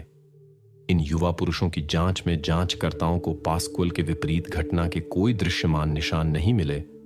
उनके कपड़े साफ थे और उन पर कोई चोट नहीं थी। उनके घरों की तलाशी से कोई परिणाम नहीं निकला, कुछ भी संदिग्ध नहीं मिला। पूछताछ के दौरान वे दृढ़ता से अपनी निर्दोषता पर अड़े रहे, लेकिन पुष्टि की कि पास्कुअल तारतोरों में वास्तव में ग्रेजिएला के प्रति अजीब भावनाएं थीं। जांचकर्ताओं के साथ लंबी बातचीत के बावजूद उनमें से किसी ने भी अपना बयान नहीं बदला। इस समय वे रिहा कर दिए गए, लेकिन संदिग्ध के रूप में निगरानी में रहे। एक दिलचस्प विवरण बाद में सामने आया। ये 4 युवा पुरुष उन लोगों में से थे जिन्होंने ग्रेजिएला की विदाई में अनुष्ठान का ताबूत उठाया। ये पास्कुअल के बयान से पहले हुआ। प्रत्यक्षदर्शियों ने बताया कि युवा पुरुषों ने ईमानदार भावनाएं दिखाईं, जैसे वे गहरा दुख महसूस कर रहे हों। पूछताछ के दौरान उन्होंने अपनी प्रतिक्रिया की व्याख्या यह कहकर की कि वे ग्रेजिएला को जानते थे, हालांकि करीब से नहीं, लेकिन वे उसे अक्सर मानसी के पारिवारिक व्यवसाय में देखते थे। जांचकर्ताओं ने सिद्धांत विकसित किया कि समारोह में चारों की उपस्थिति संयोग नहीं थी। परिवार के साथ करीबी परिचय की कमी के बावजूद वे आंतरिक बेचैनी महसूस कर सकते थे या यह समझने की कोशिश कर सकते थे कि जांच कितनी दूर पहुंच गई है और क्या उनके खिलाफ कोई संदेह है। समारोह में लगभग पूरा शहर इकट्ठा हुआ, यहां तक कि कुछ पर्यटक भी आए। ऐसी भीड़ में 4 भावुक युवा पुरुषों ने कोई विशेष ध्यान आकर्षित नहीं किया। जब उन्हें फिर से थाने बुलाया गया तो प्रत्येक से अलग अलग बात की गई। विंसेंजो और जुसेप्पे ने दावा किया कि उनके पास अलिबी है। उन्होंने बताया कि गायब होने के दिन 19 बजे वे स्थानीय गेमिंग क्लब में थे। दूसरी ओर मिशेल और डोमेनिको ने जांचकर्ताओं से बात करने से इनकार कर दिया और वकीलों की उपस्थिति की मांग की। इस व्यवहार ने कानून प्रवर्तन एजेंसियों की इन व्यक्तियों में रुचि को और बढ़ा दिया। जांचकर्ताओं ने विंसेंजो और जुसेप्पे के अलिबी की जांच शुरू की। कंप्यूटर क्लब में उनकी उपस्थिति की पुष्टि हुई, लेकिन केवल पहले घंटे के लिए। दोस्तों का बाद का ठिकाना अज्ञात रहा, जिसने जांच एजेंसियों में सवाल खड़े किए। मामले ने एक अप्रत्याशित मोड़ लिया जब मिशेल और डोमिनिको ने घटनाओं का अपना संस्करण बताने का फैसला किया। उनकी कहानी काफी हद तक पास्कुअल तारतोरो के बयानों से मेल खाती थी। उनके शब्दों के अनुसार दोस्त शाम को जंगल में मिले, कथित तौर पर एक खेल के लिए। उनके पहुंचने के समय पूरा समूह पहले से ही मौके पर था। पास्कुअल को ग्रेजिएला को लाना था। बाकी प्रतिभागी पेड़ों के पीछे छिपे थे और उनके आने का इंतजार कर रहे थे। जंगल तक पहुंचने में उन्हें लगभग 15 से 20 मिनट लगे। इस समय तक दादा शायद अपनी पोती की खोज शुरू कर चुके थे। जब वे स्थल पर पहुंचे, अन्य प्रतिभागी अपने छिपने के स्थानों से बाहर कूद पड़े। ग्रेजिएला जाल में फंस गई थी। समूह शराब के प्रभाव में था। वे इस बात पर मजे ले रहे थे कि ग्रेजिएला कितनी डरी हुई थी। गिरफ्तार किए गए लोगों के अनुसार वे केवल असहाय ग्रेजिएला के साथ खेलना चाहते थे। ग्रेजिएला इतनी डर गई थी कि वह जम गई। एक पल में स्थिति नियंत्रण से बाहर हो गई। गिरने के बाद उसे होश खो दिया। युवाओं ने दावा किया कि उनका मूल इरादा केवल उसे डराना था। जब वह प्रतिक्रिया नहीं दे रही थी, तब सभी को स्थिति की गंभीरता का एहसास हुआ। इसी समय उन्होंने आवाजें सुनी, संभवतः ग्रेजिएला को खोजने वालों की। शराब के प्रभाव में उन्होंने घटना के निशान छिपाने का फैसला किया। संदिग्धों के बयानों की आंशिक पुष्टि सबूतों से हुई। चिकित्सा जांच अस्पष्ट निकली। ग्रेजिएला को कुछ चोटें थीं, लेकिन उनकी उत्पत्ति का सटीक निर्धारण नहीं किया जा सका। युवा महिला के कपड़े अपनी जगह पर थे, जिसने कुछ मूल जांच संस्करणों पर सवाल खड़े किए। कठिनाई यह भी थी कि आग के प्रभाव के निशानों ने विशेषज्ञों के काम को काफी कठिन बना दिया। कैराबिनियरी को संदेह था कि युवा लोगों के समूह ने जानबूझकर अपने कार्यों के निशान छिपाने के लिए आग का इस्तेमाल किया हो सकता है। खतरनाक खेल की कहानी जो गिरफ्तार लोगों ने बताई ने गंभीर संदेह पैदा किया। जांचकर्ताओं ने घटना की सभी परिस्थितियों की सावधानीपूर्वक जांच की और घटनाओं के वास्तविक क्रम को स्थापित करने की कोशिश की। इस बीच गिरफ्तार लोग दावा करते रहे कि सब कुछ संयोग से हुआ। अंतिम निर्णय अदालत को लेना था। समूह में से 2, विंसेंजो और जुसेप्पे, ने अपनी भागीदारी से पूरी तरह इनकार किया। उनके शब्दों के अनुसार वे बस पास्कुअल के निमंत्रण पर जंगल में आए थे, उसके इरादों का अनुमान लगाए बिना। जब उन्होंने देखा क्या हो रहा था तो वे कथित तौर पर तुरंत चले गए। युवा पुरुषों ने बताया कि वे अन्य प्रतिभागियों की संभावित प्रतिशोध या कानून के साथ समस्याओं के डर से पुलिस के पास नहीं गए। उन पर साजिश का आरोप लगाया जा सकता था। न्यायिक कार्यवाही के समापन के बाद पास्कुअल तारतोरो को अपेक्षाकृत हल्की सजा मिली, 30 साल की कैद। इसमें 2 कारकों का योगदान था: जांचकर्ताओं के साथ सहयोग करने की उसकी तत्परता और यह तथ्य कि विशेषज्ञता ने अंतिम घटनाओं में उसकी प्रत्यक्ष भागीदारी की पुष्टि नहीं की। अन्य 4 प्रतिभागियों को कड़ी सजा मिली। एक नाबालिग के अपहरण और जानबूझकर किए गए कार्यों के लिए उन्हें एकांत कारावास में आजीवन कारावास की सजा मिली, अन्य कैदियों के साथ संपर्क के अधिकार के बिना। सजा की घोषणा ने तीव्र प्रतिक्रियाएं उत्पन्न की। ग्रेजिएला की मां बेहोश हो गई। उनके पति को मदद की आवश्यकता पड़ी। आरोपियों के परिवारों के बीच शाब्दिक झगड़ा हुआ। युवा महिला के रिश्तेदारों ने सजा को उचित माना, सिवाय पास्कुअल के मामले में। उनकी राय में उसे कड़ी सजा मिलनी चाहिए थी। विशेष रूप से विंसेंजो और जुसेप्पे ने अदालत के फैसले का विरोध किया। उन्होंने अपनी निर्दोषता का इतना विश्वसनीय बचाव किया कि उन्हें समर्थक भी मिले जो घटनाओं के उनके संस्करण पर विश्वास करते थे।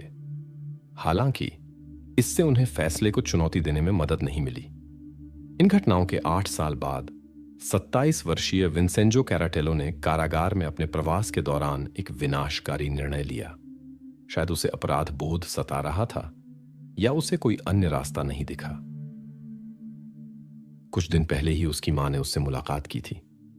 महिला अभी भी अपने बेटे की निर्दोषता पर अडिग विश्वास करती थी और हर तरह से उसका समर्थन करती थी।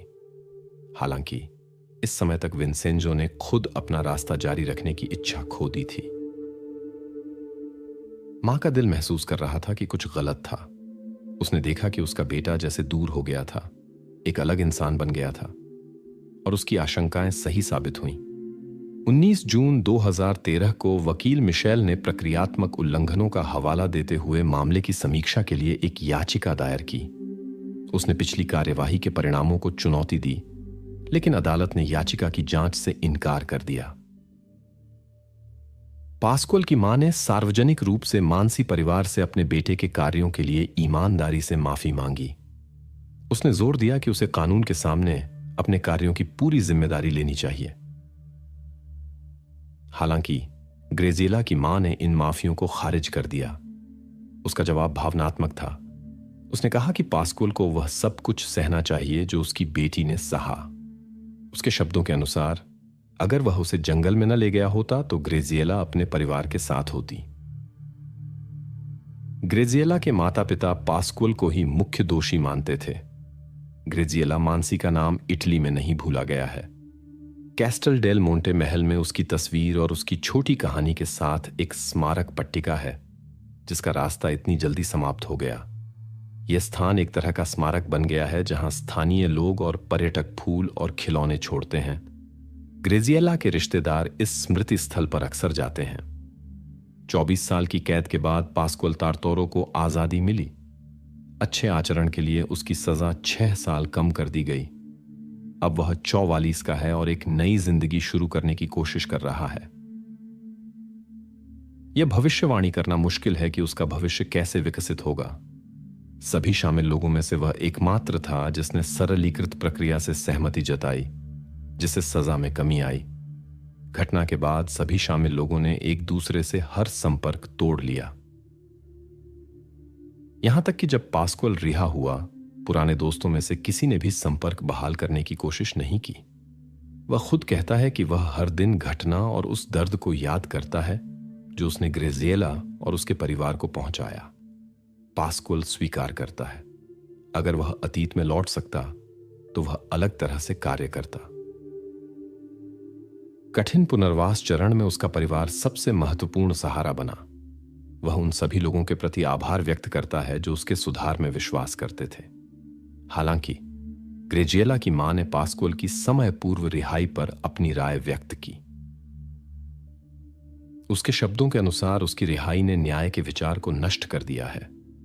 वह विश्वास करती है कि ऐसे लोग नहीं बदल सकते और समाज के लिए खतरा है, इसलिए वे दूसरा मौका नहीं पाने के योग्य हैं। विंसेंजो और जुसेप्पे, जो अपनी निर्दोषिता पर जोर देते रहे, पास्कुअल के कार्यों के कारणों को नहीं समझ सके। अपने आखिरी पत्र में इस दुनिया को छोड़ने से पहले विंसेंजो ने अपनी निर्दोषिता का बचाव जारी रखा और सिस्टम की अन्यायपूर्णता पर अपनी कड़वाहट व्यक्त की। उसे उम्मीद थी कि एक दिन कोई सच्चाई साबित करने वाला मिलेगा, लेकिन उसे खुद आजादी के लिए संघर्ष जारी रखने में कोई मतलब नहीं दिखा। जुसेप्पे, डोमिनिको और मिशेल अभी भी जेल में हैं।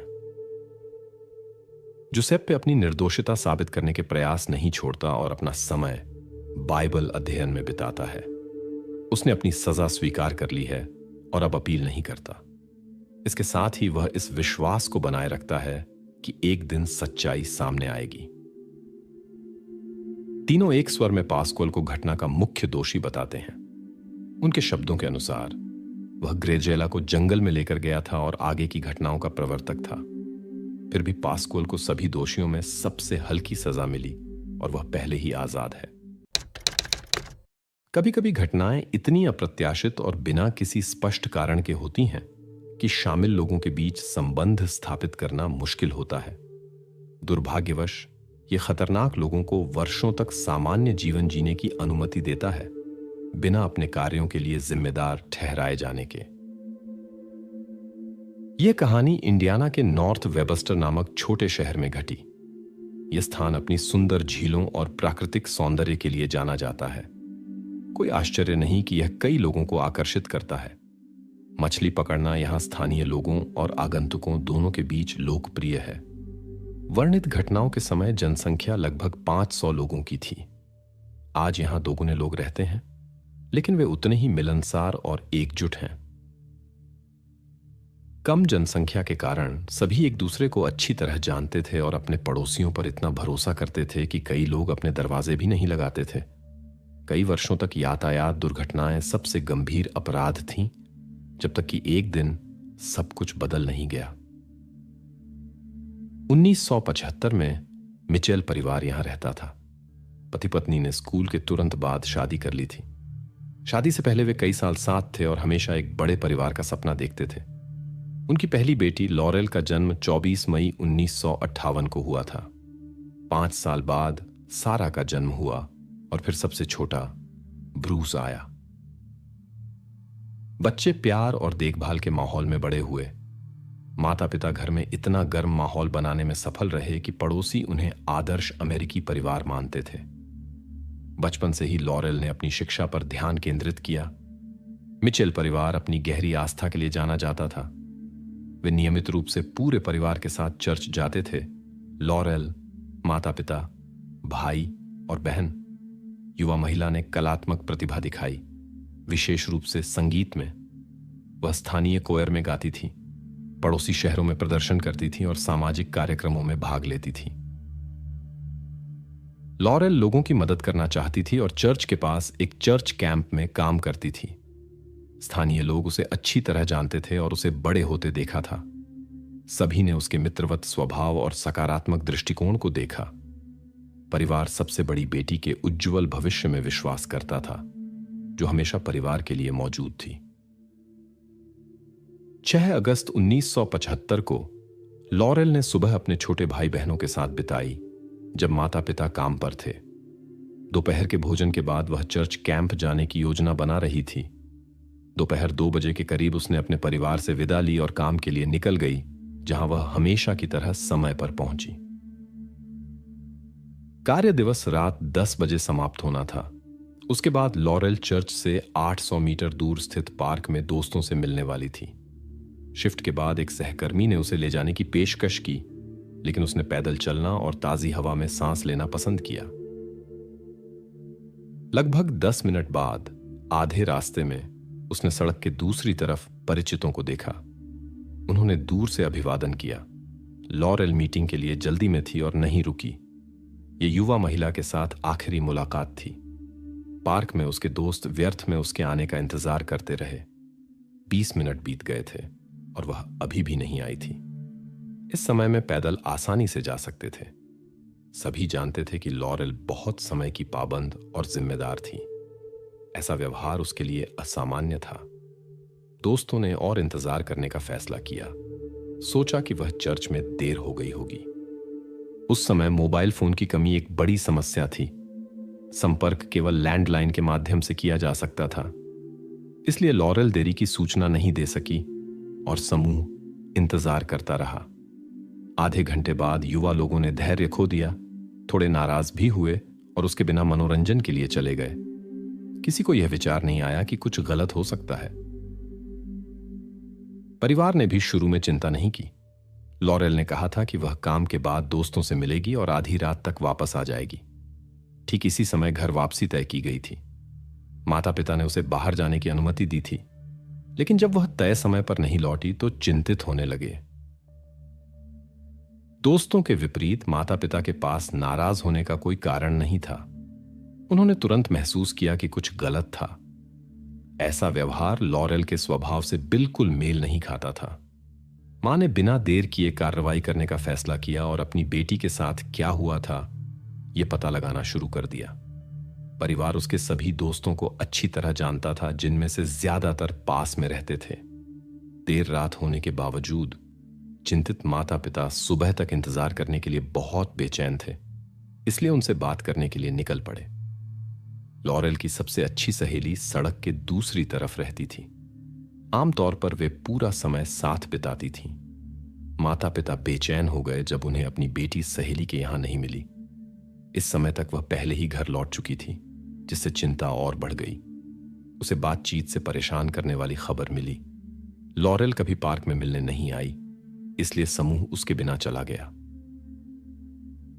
मां को बेचैनी हुई, लेकिन पिता ने शांत रहने की कोशिश की। वे लॉरेल की तलाश में निकल पड़े, उसके सामान्य रास्ते पर गए, लेकिन सफलता नहीं मिली। जब वे इस उम्मीद में घर लौटे कि उनकी बेटी वहां होगी, तो फिर से निराश हुए। वह वहां नहीं थी। देर रात होने के बावजूद चिंतित माता पिता ने लॉरेल के सभी परिचितों को फोन करना शुरू कर दिया। लोगों ने समझ दिखाई, लेकिन किसी को उसके ठिकाने के बारे में नहीं पता था। इसके बाद परिवार ने पुलिस से संपर्क किया। पुलिस ने शुरू में संदेह से प्रतिक्रिया की। उन्होंने याद दिलाया कि लॉरेल लगभग वयस्क थी और दोस्तों से मिलना चाहती थी। उन्होंने अनुमान लगाया कि वह माता पिता से झगड़े के बाद घर छोड़ गई होगी या परिचितों के यहां होगी। माता पिता ने जोर दिया कि ऐसा व्यवहार लॉरेल के स्वभाव से बिल्कुल मेल नहीं खाता, जो हमेशा घरेलू और धार्मिक रही थी। लेकिन पुलिस वालों ने शुरू में उनकी बातों को कोई महत्व नहीं दिया। मिचेल्स ने लगभग 1 घंटा थाने में बिताया और अधिकारियों को यह समझाने की कोशिश की कि उनकी बेटी स्वेच्छा से दोस्तों के साथ मिलने में चूक नहीं करेगी और घर के नियमों का उल्लंघन नहीं करेगी। अंत में पुलिस ने कार्रवाई करने का फैसला किया। इस समय तक शहर के निवासियों का एक बड़ा समूह इकट्ठा हो गया था जो मदद करना चाहता था। इस छोटे शांत शहर में, जहां कभी ऐसा कुछ नहीं हुआ था, सभी एक दूसरे को जानते थे और लॉरेल की घटना ने निवासियों को हिला दिया। माता पिता ने सभी परिचितों को फोन किया था और अब पुलिस थाने के सामने स्वयं सेवकों की भीड़ जमा हो गई थी। रात का समय होने के बावजूद लोग खोज में भाग लेने को तैयार थे। सबसे पहले कैंप और चर्च के आसपास के क्षेत्र की जांच करने का फैसला किया गया, जहां से लॉरेल को मिलने के स्थान तक जाना था। उसके सामान्य मार्ग का पूरा रास्ता अच्छी तरह से जांचा गया, लेकिन कोई सुराग नहीं मिला। फिर खोज दल अलग अलग हो गए और सुबह तक पूरे शहर की तलाशी ली, लेकिन सफलता नहीं मिली। सुबह 10:30 तक उन दोस्तों के घरों की जांच पूरी हो गई थी जिनसे लॉरेल मिलने वाली थी। यह आखिरी उम्मीद कि वह सिर्फ परिचितों के यहां है धूमिल हो गई। निश्चित रूप से जांचकर्ताओं ने मिचेल परिवार से भी बात की और युवा महिला के निकट परिवेश में संभावित सुराग ढूंढने की कोशिश की, लेकिन सभी जांच किए गए लोग धीरे धीरे सूची से हटा दिए गए। लॉरेल का एक अच्छा सामाजिक वातावरण था, कानून से दूर। दोस्त जांच में कुछ उपयोगी नहीं बता सके। किसी ने उस पर अवांछित ध्यान नहीं दिया था। स्थानीय लोग यह मानने को तैयार नहीं थे कि उनके शांत शहर में कुछ बुरा हो सकता है। विभिन्न अफवाहें फैलने लगीं और छोटे समुदाय ने पुलिस से दृढ़ता से परिणामों की मांग की। जांच के दौरान यह पता चला कि लॉरेल अपनी यात्रा शुरू करने के लगभग 10 मिनट बाद परिचितों के एक समूह से मिली, उन्हें हाथ हिलाया और आगे बढ़ गई। उन्होंने कुछ भी असामान्य नहीं देखा। कोई उसका पीछा नहीं कर रहा था और वह खुश दिखाई दे रही थी। उसी समय शहर के उत्तर में कुछ किलोमीटर दूर एक आदमी और उसका बेटा नदी में मछली पकड़ रहे थे। सब कुछ सामान्य था जब तक मछुआरे ने कुछ अजीब देखा जो धारा में बह रहा था। चूंकि वह दूर से वस्तु को नहीं पहचान सका, उसने नाव से नजदीक जाने का फैसला किया। जब आदमी नजदीक पहुंचा, उसने परेशान होकर पानी में एक आकृति देखी। घबराकर उसने अनुमान लगाया कि किसी को तैरते समय कमजोरी आ गई होगी। मदद करने की उम्मीद में उसने खोज को नाव में खींच लिया। मछुआरे को गर्म मौसम के बावजूद अप्राकृतिक ठंडक पर आश्चर्य हुआ। जब पुनर्जीवन के प्रयास असफल रहे, वह अभी भी चमत्कार की उम्मीद में अपने बेटे के साथ किनारे की ओर चला। जब उसने एक गुजरती कार देखी, आदमी ने चालक से आपातकालीन सेवाओं को फोन करने को कहा। इस समय तक लॉरेल मिचेल के गायब होने की आधिकारिक रिपोर्ट नहीं की गई थी और उसके पास कोई पहचान पत्र नहीं था, जिससे पहचान में कठिनाई हुई। आने वाले पुलिस अधिकारियों ने पाया कि मछुआरा और उसका बेटा इलाके के नहीं थे और किसी स्थानीय व्यक्ति को नहीं जानते थे। एकमात्र सुराग नाम के अक्षरों वाली एक अंगूठी थी। कुछ घंटों बाद लॉरेल के लापता होने की रिपोर्ट दर्ज की गई। गहने पर लिखे अक्षरों के आधार पर पहचान की पुष्टि की जा सकी, जिसे बाद में माता पिता ने भी पुष्टि की। शुरू में पुल पर दुर्घटना का अनुमान लगाया गया। संभवतः वह फिसल गई या ठोकर खा गई थी। हालांकि परिवार ने जल्द ही इस संस्करण को खारिज कर दिया। उन्होंने बताया कि लॉरेल एक उत्कृष्ट तैराक थी। वह अपनी प्रारंभिक किशोरावस्था से इसका अभ्यास करती थी और पानी से प्यार करती थी। इसके अलावा वह शराब नहीं पीती थी, जिसकी पुष्टि सभी परिचितों ने की। यह भी महत्वपूर्ण था कि पुल उसके सामान्य मार्ग पर नहीं था। वह वहां संयोग से नहीं हो सकती थी। इन तर्कों के बावजूद पुलिस दुर्घटना के सिद्धांत पर काम करती रही और परिवार के विश्वासों के प्रति संदेहपूर्ण रही। अधिकारियों ने नदी में मजबूत उपधाराओं की ओर इशारा किया, जो कुछ स्थानों पर इतनी शक्तिशाली थीं कि अनुभवी तैराक भी इन क्षेत्रों से बचते थे। कानून प्रवर्तन अधिकारियों का मानना था कि लॉरेल तैरते समय एक मजबूत धारा में फंस गई होगी। उनके अनुसार वह पानी के दबाव से नहीं निपट पाई। यह संस्करण नदी के उन हिस्सों की निकटता से समर्थित था जो बढ़े हुए खतरे के कारण आधिकारिक रूप से बंद थे। हालांकि चिकित्सा परीक्षण के परिणामों ने इस सिद्धांत को खारिज कर दिया। विशेषज्ञों ने हाथों और ऊपरी छाती क्षेत्र में निशान पाए जो आत्मरक्षा की ओर इशारा करते थे। सिर का क्षेत्र विशेष रूप से प्रभावित था। विशेषज्ञों ने निष्कर्ष निकाला कि सबूत छिपाने के लिए नदी का इस्तेमाल किया गया था। दुर्भाग्यवश पानी में लंबे समय तक रहने से सबूत इकट्ठा करना काफी मुश्किल हो गया। उन वर्षों में डीएनए परीक्षण तकनीक अभी विकसित हो रही थी, जिससे जांच में कठिनाई आई। हालांकि जांचकर्ताओं ने जैविक निशानों वाले कई सबूत इकट्ठे किए, वे विश्लेषण के लिए बहुत कम थे। लॉरेल की सभी मिली हुई वस्तुएं कपड़ों और जूतों सहित संग्रहित कर ली गईं। लॉरेल को अलविदा कहने के लिए इतने लोग आए कि चर्च सभी शोक करने वालों को समा नहीं सका। कई लोग बाहर खड़े थे, मिचेल परिवार को अपना समर्थन दिखाने और मामले के जल्द समाधान की उम्मीद करते हुए। लेकिन जांच गतिरोध में फंस गई। कुछ महीनों बाद पहली उम्मीद की किरण दिखाई दी। एक अज्ञात महिला ने फोन बूथ से पुलिस को कॉल किया और दावा किया कि उसके पास घटना के बारे में जानकारी है। लेकिन जब डिस्पैचर ने विवरण के लिए पूछा, कॉल करने वाली ने बातचीत समाप्त कर दी। खोज असफल रही।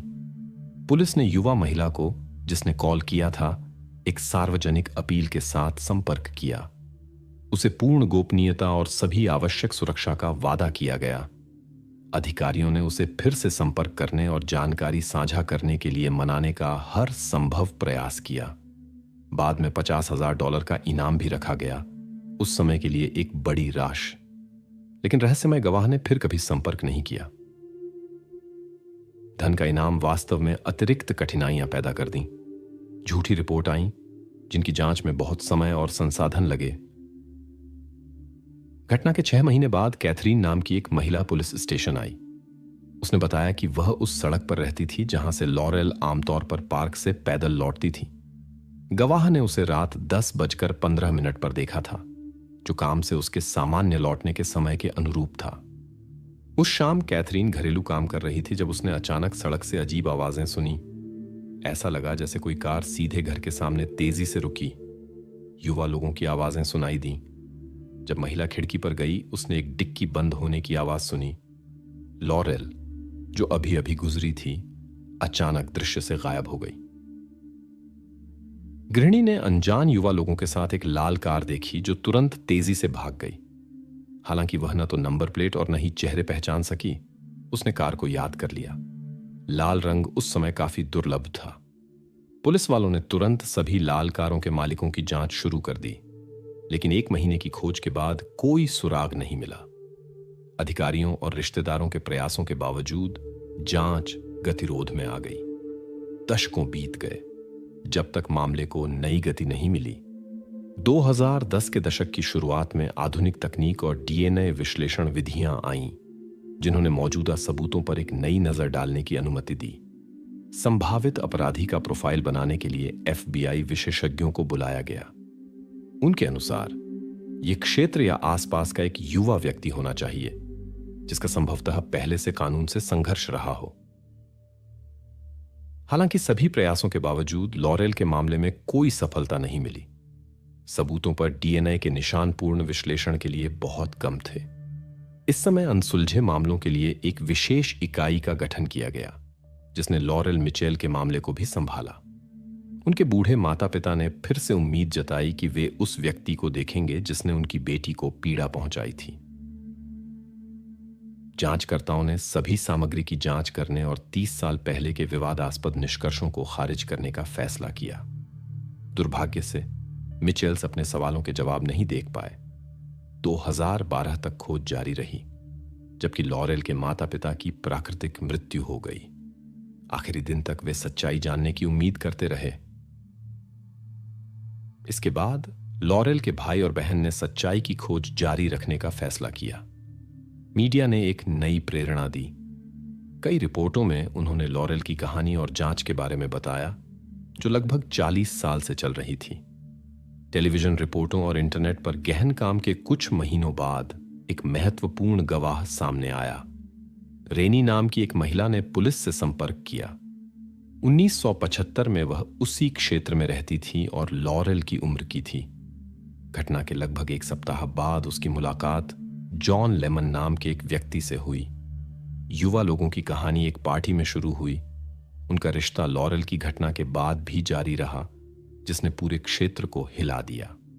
एक दिन उनकी मुलाकातों में से एक में नशे में धुत जॉन ने रेनी को अपने राज बताने शुरू कर दिए। उसने बताया कि उस गर्मी में वह गवाह बना कि कैसे उसके दोस्त ने एक युवा महिला पर हमला किया। उसके शब्दों के अनुसार उसने घटना देखी, लेकिन अपने दोस्त को रोक नहीं सका। जॉन ने उस रात के कई विवरण साझा किए, लेकिन अपनी निर्दोषता का दावा किया और सारी जिम्मेदारी अपने परिचित पर डाल दी। उस समय रेनी ने उसकी बातों पर ध्यान नहीं दिया, लेकिन सालों बाद जब उसने एक टीवी रिपोर्ट देखी, उसे संदेह हुआ और उसने पुलिस के पास जाने का फैसला किया। रेनी की रिपोर्ट ने जांचकर्ताओं की दिलचस्पी जगाई। जॉन घटना के ऐसे विवरण जानता था जो कभी प्रेस में नहीं बताए गए थे। हालांकि जांच में कठिनाइयों का सामना करना पड़ा। इस बातचीत के बाद जोड़ा अलग हो गया और रेनी ने अपने पूर्व प्रेमी से संपर्क खो दिया। पुलिस डेटाबेस में उसके बारे में कोई जानकारी नहीं मिली। जांचकर्ताओं ने उल्लिखित दोस्त की पहचान का पता लगाने की कोशिश की और इस संभावना पर विचार किया कि जॉन तीसरे व्यक्ति में खुद के बारे में बात कर रहा हो सकता है। रेनी को मुश्किल से नाम याद आया, बंडी या बेंडी जैसा कुछ। जब जांचकर्ताओं ने पूर्व संदिग्धों और गवाहों की सूची पढ़ी, उसने नाम पहचान लिया, फ्रेड बेंडी। यह आदमी लंबे समय से संदिग्ध था। पता चला कि लॉरेल की घटना के कुछ साल बाद एक बिल नाम का व्यक्ति पुलिस के पास गया। उसने फ्रेड बेंडी के साथ अपनी जान पहचान के बारे में बताया। एक आदमी जिसका कोई स्थायी निवास, काम और शिक्षा नहीं थी, जो नशे की समस्याओं और क्रोध के दौरों से पीड़ित था। एक साथ मिलने के दौरान फ्रेड ने बिल को बताया कि कैसे उसने जॉन नाम के एक दोस्त के साथ एक युवा महिला पर हमला किया था। घटना बिना किसी स्पष्ट कारण के हुई, केवल मनोरंजन के लिए। जब अनजान महिला ने खुद की रक्षा करने की कोशिश की, फ्रेड क्रोध में आ गया। यहां तक कि जब वह बेहोश हो गई, वह रुक नहीं सका। फ्रेड ने दावा किया कि उस क्षण में वह खुद को नियंत्रित नहीं कर सका। इसके बाद वे उसे सबूत मिटाने के लिए शहर के बाहर नदी के पास ले गए। उस समय बिल की कहानी ने विशेष ध्यान आकर्षित नहीं किया, क्योंकि वह युवा महिला का नाम नहीं जानता था। उसके बयानों की जांच नहीं की जा सकी और वह बयान भूल गया। बाद में इसे लॉरेल की फाइल में जोड़ा गया, लेकिन पुष्टि के अभाव में फिर से अलग कर दिया गया। दस्तावेजों की समीक्षा करते समय जांचकर्ताओं ने जॉन लेमन का उल्लेख पाया, जो फ्रेड का एक परिचित था, जिसने रेनी के साथ घटना स्वीकार की थी। इसने जांचकर्ताओं को मुख्य संदिग्धों की ओर अधिक बारीकी से जांच करने के लिए प्रेरित किया। इसके लिए डीएनए नमूनों की आवश्यकता थी। 2019 तक नई जांच तकनीकें आ गई थीं। इस समय तक जॉन और फ्रेड के बारे में कोई जानकारी नहीं थी। अब जांचकर्ताओं के पास छोटे से छोटे निशान का भी विश्लेषण करने के लिए सटीक उपकरण थे। उन्होंने सभी सबूतों की फिर से जांच करने का फैसला किया। लॉरेल के कपड़े, जूते और व्यक्तिगत सामान। आश्चर्यजनक रूप से इसमें लगभग 1 साल लगा। फरवरी 2020 में सफलता मिली। विशेषज्ञों ने सूक्ष्म निशान खोजे जो वे पहले नहीं ढूंढ सके थे। अधिकारियों के पास फ्रेड का तुलनात्मक नमूना था, क्योंकि वह पहले ही गंभीर अपराधों के लिए दोषी ठहराया जा चुका था। विशेषज्ञों ने डेटाबेस में संग्रहित नमूनों की जांच की। पहले विश्लेषण ने केवल 80% मेल दिखाया, अंतिम निष्कर्षों के लिए अपर्याप्त। अन्य विधियों के साथ कई अतिरिक्त जांचों के बाद फ्रेड के नमूनों के साथ लगभग पूर्ण मिलान स्थापित किया जा सका। 2023 में फ्रेड बेंडी और उसके परिचित जॉन लेमान को गिरफ्तार करने का फैसला किया गया। पुलिस के अनुसार फ्रेड के पास युवा महिलाओं के प्रति गैर कानूनी व्यवहार के 3 मामले थे। इन सभी घटनाओं के लिए उसे केवल एक सजा मिली, एक छोटी जेल की अवधि, जिसके बाद वह फिर से रिहा हो गया। फ्रेड ने स्वीकार किया कि वह अपने परिचित जॉन के साथ, जिसके पास 1975 में एक लाल कार थी, लॉरेल की घटना में शामिल था। उसने जिम्मेदारी अपने परिचित पर डालने की कोशिश की, लेकिन यह नहीं समझा सका कि निशान केवल उससे क्यों थे। दोनों को घटना के लगभग 48 साल बाद गिरफ्तार किया गया। लॉरेल के रिश्तेदार इस बात से नाराज थे कि ये लोग इतने सालों तक सामान्य जीवन जीते रहे, जबकि पुलिस उन्हें खोजने की कोशिश कर रही थी। जैसा कि उम्मीद थी, गिरफ्तार किए गए लोगों ने एक दूसरे पर आरोप लगाना शुरू कर दिया। जॉन ने अपनी भागीदारी से इनकार किया और दावा किया कि अपने परिचित का डर उसे इन सभी वर्षों तक चुप रहने के लिए मजबूर कर रहा था। वकीलों ने सक्रिय रूप से सीमा अवधि का उपयोग किया और अभियोजन पक्ष के सबूतों को चुनौती देने की कोशिश की। वे मानक तरीकों से अपने ग्राहकों की रक्षा करने की कोशिश कर रहे थे, जो दोनों पुरुषों की जीवन शैली के कारण आसान नहीं था। 1 घंटे के विचार विमर्श के बाद जूरी ने 69 वर्षीय फ्रेड बेंडी को दोषी पाया। बाद की सुनवाई में उसे बिना पैरोल की संभावना के आजीवन कारावास की सजा सुनाई गई। यह उल्लेख करना महत्वपूर्ण है कि मामले की सुनवाई 1975 के कानूनों के अनुसार की गई, जब संभावित विकल्प या तो पैरोल के साथ आजीवन कारावास या अधिकतम दंड थे। राज्य में मृत्युदंड समाप्त होने के बाद फ्रेड को आजीवन कारावास मिला। कई लोगों ने इसे उसके कृत्य के लिए बहुत हल्की सजा माना। ऑमबर्न, इंडियाना के जॉन लेमन की उम्र गिरफ्तारी के समय 68 वर्ष थी। फ्रेड के विपरीत उसने अभियोजन पक्ष के साथ सौदा किया और घटना में अपनी भागीदारी स्वीकार की। जांच एजेंसियों के साथ सहयोग के कारण जॉन को केवल 8 साल की सजा मिली। घटना के मुख्य दोषी के विपरीत उसके पास सामान्य जीवन में लौटने का मौका भी था। सजा में छूट के बदले जॉन अदालत में गवाही देने के लिए सहमत हो गया। सजा सुनाए जाने के बाद पीड़िता की 62 वर्षीय बहन ने "हमने उसे पकड़ लिया" लिखे गुब्बारे आसमान में छोड़े। इस तरह परिवार ने न्याय की लंबे समय से प्रतीक्षित जीत का जश्न मनाया। दुर्भाग्य से दोनों अपराधी पिछले वर्षों में स्वतंत्रता में लंबा जीवन जी सके, जबकि उनके कार्यों ने एक युवा महिला से यह अवसर छीन लिया जिसका जीवन इतने निरर्थक तरीके से समाप्त हो गया।